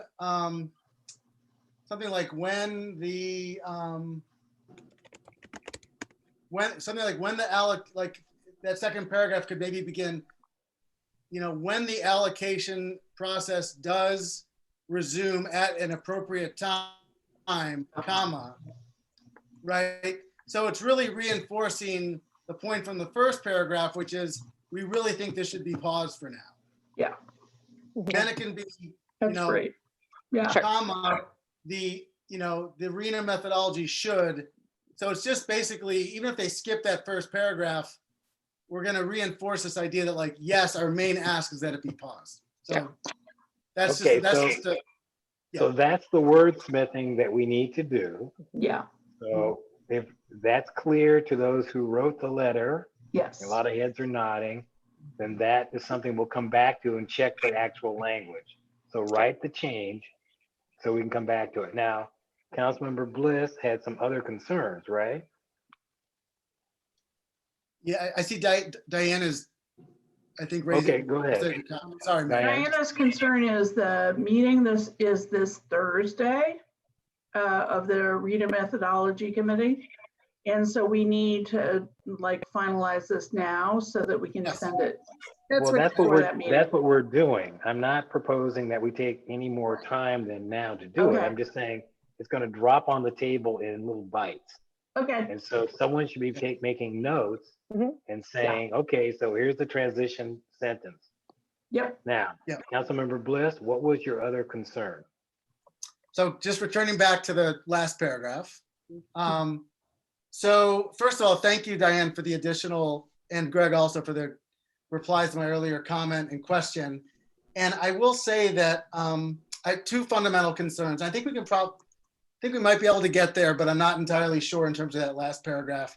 And to be honest, I understand the importance of getting this done tonight. And if I'm a lone voice with these concerns and I'm in the minority, I'm fine with that. I just wanted to at least raise these issues for us to consider. I understand how it was described in terms of how we're meaning the phrases lower resourced and segregated. And I guess to be candid, is that that's sort of how it reads. It reads as though we're talking about communities elsewhere in the East Bay without, and it does to me, I guess it's almost like the way I was implicitly reading this is it sounds like that's how it's intended. In other words, it does to me, just to my reading, and that's why I'm raising it, sound as though we're making the larger point that like this is a issue that other communities should be addressing. And I know that's not how it's meant, but that is how I'm reading it. And as you explain what those phrases referred to, it sounds as though I'm not entirely misreading how it's being meant. And so, but anyway, let me pull back from that to a broader point, which is that I think that goes to like maybe a more basic concern that might actually be easier to get at, which is that it sounds as though it's an either or. In other words, as I read that last paragraph, it sounds as though we should either be locating, either you locate housing in more resource communities or you invest in lower resource communities that are more segregated. And my understanding of the whole idea behind RHNA, fraught though it is that the idea is that it's not either or. It's that we want to be intelligent about how we as a state are expecting every community, to an extent it's appropriate, to be helping to address the need for new housing and for housing close to jobs. And so to me, that last paragraph just sort of reads as like it's an either or. And I think it's actually, to me, the framing is much more around, not that we should be doing one or the other, but that we should be striking the right balance between channeling investment into lower resource communities, while at the same time making policy choices that do allow some families who want access to higher resource communities to be able to potentially afford to live there or get there in some way that makes sense in terms of transit or a short drive or whatever. So I'm not saying that we add all that in here, but I just feel like it might be worth trying to recast that last graph as being less about door one or door two, and about just getting the mix right between those two goals. So I hear you. I think you've got a really good point. Now we need some words. I know, yeah. And it's fun to talk around them, but now it comes down to the words. Yeah, I'm happy to dig in and maybe. Well, let's take a shot at it and try to get this done. Okay. Okay, I'm gonna riff here for a few seconds. Sorry, I apologize in advance. But it'd be finally, if the concern is to provide equity among, I would even say, I don't even need to say equity among whom. Equity implies that's equity among everybody, right? I mean, the point is that's equity among lower income, So I don't think so the language, the words is just equity. Yeah. So if the concern is to provide equity and maybe even says something like, broaden opportunity. I mean, just keep it very. That's nice, right? That's what we're talking about. And it's not just opportunity for certain people. It's also jobs, housing balance means you want an opportunity for people who live in Lafayette to walk to their jobs potentially, right? So I'm keeping that very broad, right? Good. Finally, if the concern is to promote equity and broaden opportunity, comma, the methodology, this is where I'm going to probably go. I don't want to go off the beam here, folks. So I'm looking for Greg and Diane to kind of make sure that in other words, I'm not trying to entirely, move away from the intent from staff on this, but I'm just trying to strike a little bit more of a balance. Okay, wait a second. Yeah. So Councilmember Bliss, just 1 second. Greg's got his hand up. Yeah. Yeah, I'll suggest that maybe we can move away from the initial statement, because I don't think it necessarily got across what we were intending, and the points are very well taken. Okay. And just striking the last paragraph altogether and saying something, and you can work with this. When the allocation process does resume at an appropriate time, the methodology should capitalize on existing infrastructure, transit connectivity, and reducing VMT and and promoting GHG reduction goals that the state has adopted, and jobs, housing balance. So basically saying what we think that what is good planning in our view of capitalizing on those things and not using what to me is and I do understand areas that have high resources, have resources that we should capitalize on those too, but we're not talking, we're talking about putting housing there. So I think there are other factors that are much more salient to appropriate planning. Okay. I think the comment about the high resource areas lacking transit connectivity, we should say something about that. It's like just focusing on them, just focusing on high resource areas without transit connectivity is not great planning. Basically, it puts it in that bad planning column. Yeah, and I don't think we were suggesting that the whole methodology was just about high resource areas. There are 10 factors, and the committee was discussing how to weight those factors. And from a city planner standpoint, transit connectivity, if we are trying to reduce VMT and GHG, that is first and foremost, because that is an incredible hurdle. You know, transit is not cheap to put in, but it's easy to increase the headway during existing. Yeah, I'm confused. For existing. So Greg, I sense you got something that seems to be moving in the right direction. Can you restate what you just said again, but include something that incorporates the concept of transit and its necessity to be available?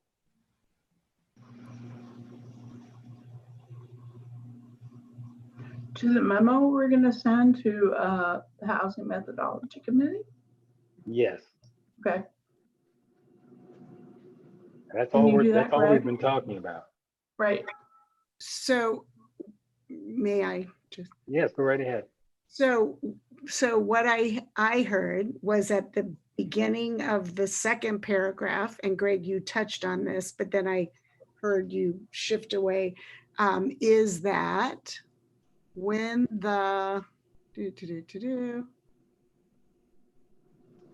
I'm going back. No, it is getting when the allocation does occur. When the allocation, process resumes, or what I had it written down here and now I'm not finding it, but oh yeah, when the allocation process does resume at an appropriate time, comma, then lowercase t, the ultimate RANA methodology, da, da, da, da, da. So that second paragraph, I think everybody agreed was still fine. And then is what I'm hearing you say, Greg, that, or Diana, that we would take this last paragraph out or continue along with, Councilmember Bliss and us trying to talk about equity and access. Or are we taking all of that? I think down to the third paragraph, I think we were fine. Right? And so now it's, what are we doing with that last paragraph?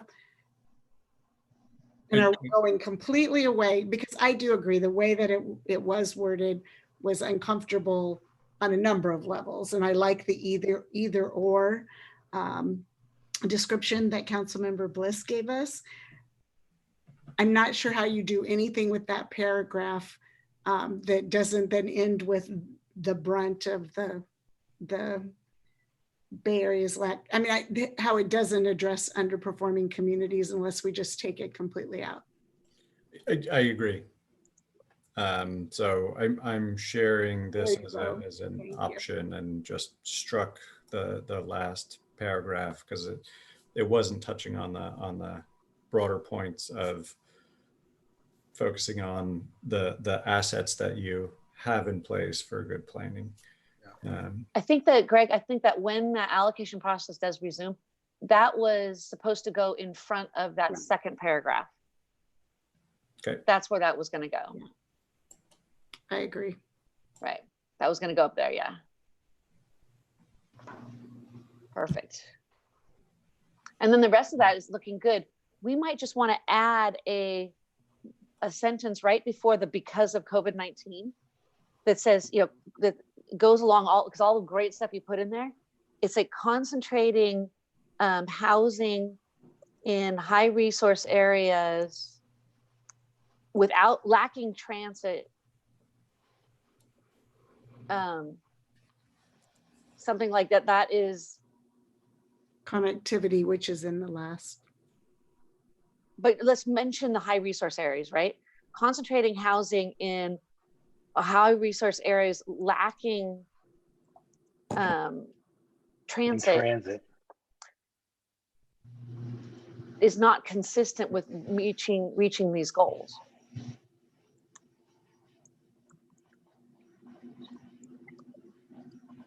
I like what I like about what Greg's come up with for the revision that he's working on right now. Yeah. I like it because it's stating it more positively, right? In other words, okay, yeah. It's basically saying that if you're thinking about locating in high resource areas, that transit connectivity has to be part of that discussion. Which is why I think the reference to transit connectivity, rather than stating in the negative, Okay, I think sure. is really positive. So. Okay, so we've got something here that we can kind of review from the top if we want. Are we happy with what we've got? Go ahead. One more thing. We never mentioned wildfire. And that was one of the considerations. What was it? What do they call it? Environment in the methodology? And the environment included, you know, not putting dense housing in high wildfire or nearing the edges of our coastlines because they may be going away. We want to support that. And there was no mention of that in here. Okay.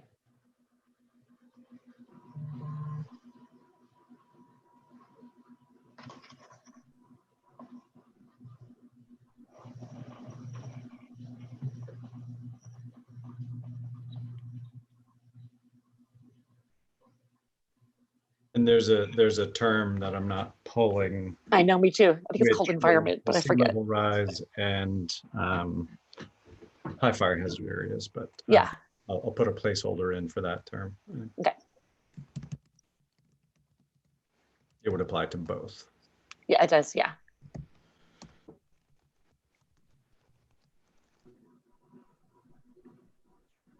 Okay.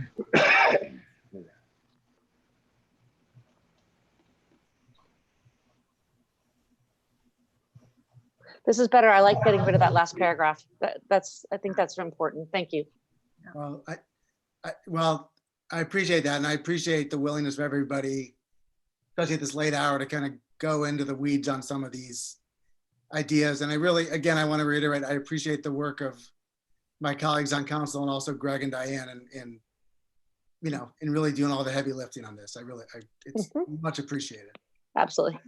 Well, I think this is what it's all about. I mean, we need to have language, and the words are all very important. We need to have language that we feel comfortable with and it expresses our opinion. So this is what we should be doing. It's right down to the wordsmithing. Yep. That's why it was brought back. So are we there, or is there something else missing?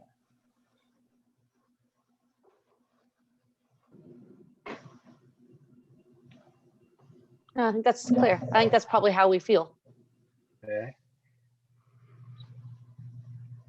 Councilmember Bliss, how are you feeling? I'm comfortable with this. I think this looks good. Councilmember Burke, what do you think? It looks good. Thank you. Okay. Councilmember Geringer. Okay. Looks good.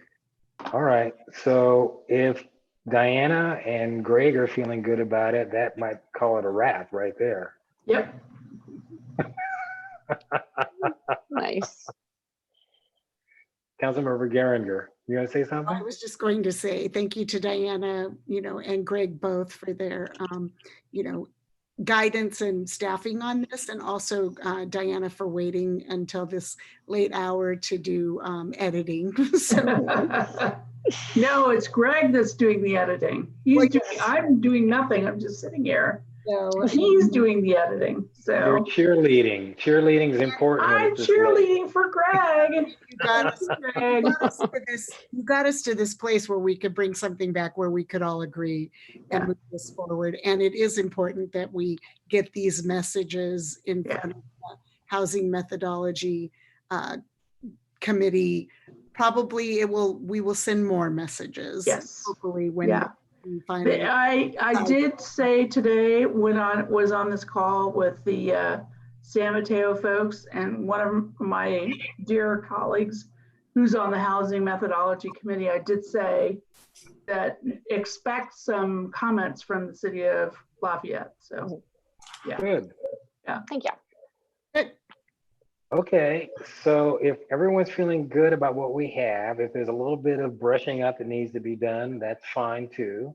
We're all okay with this, I take it. All thumbs up.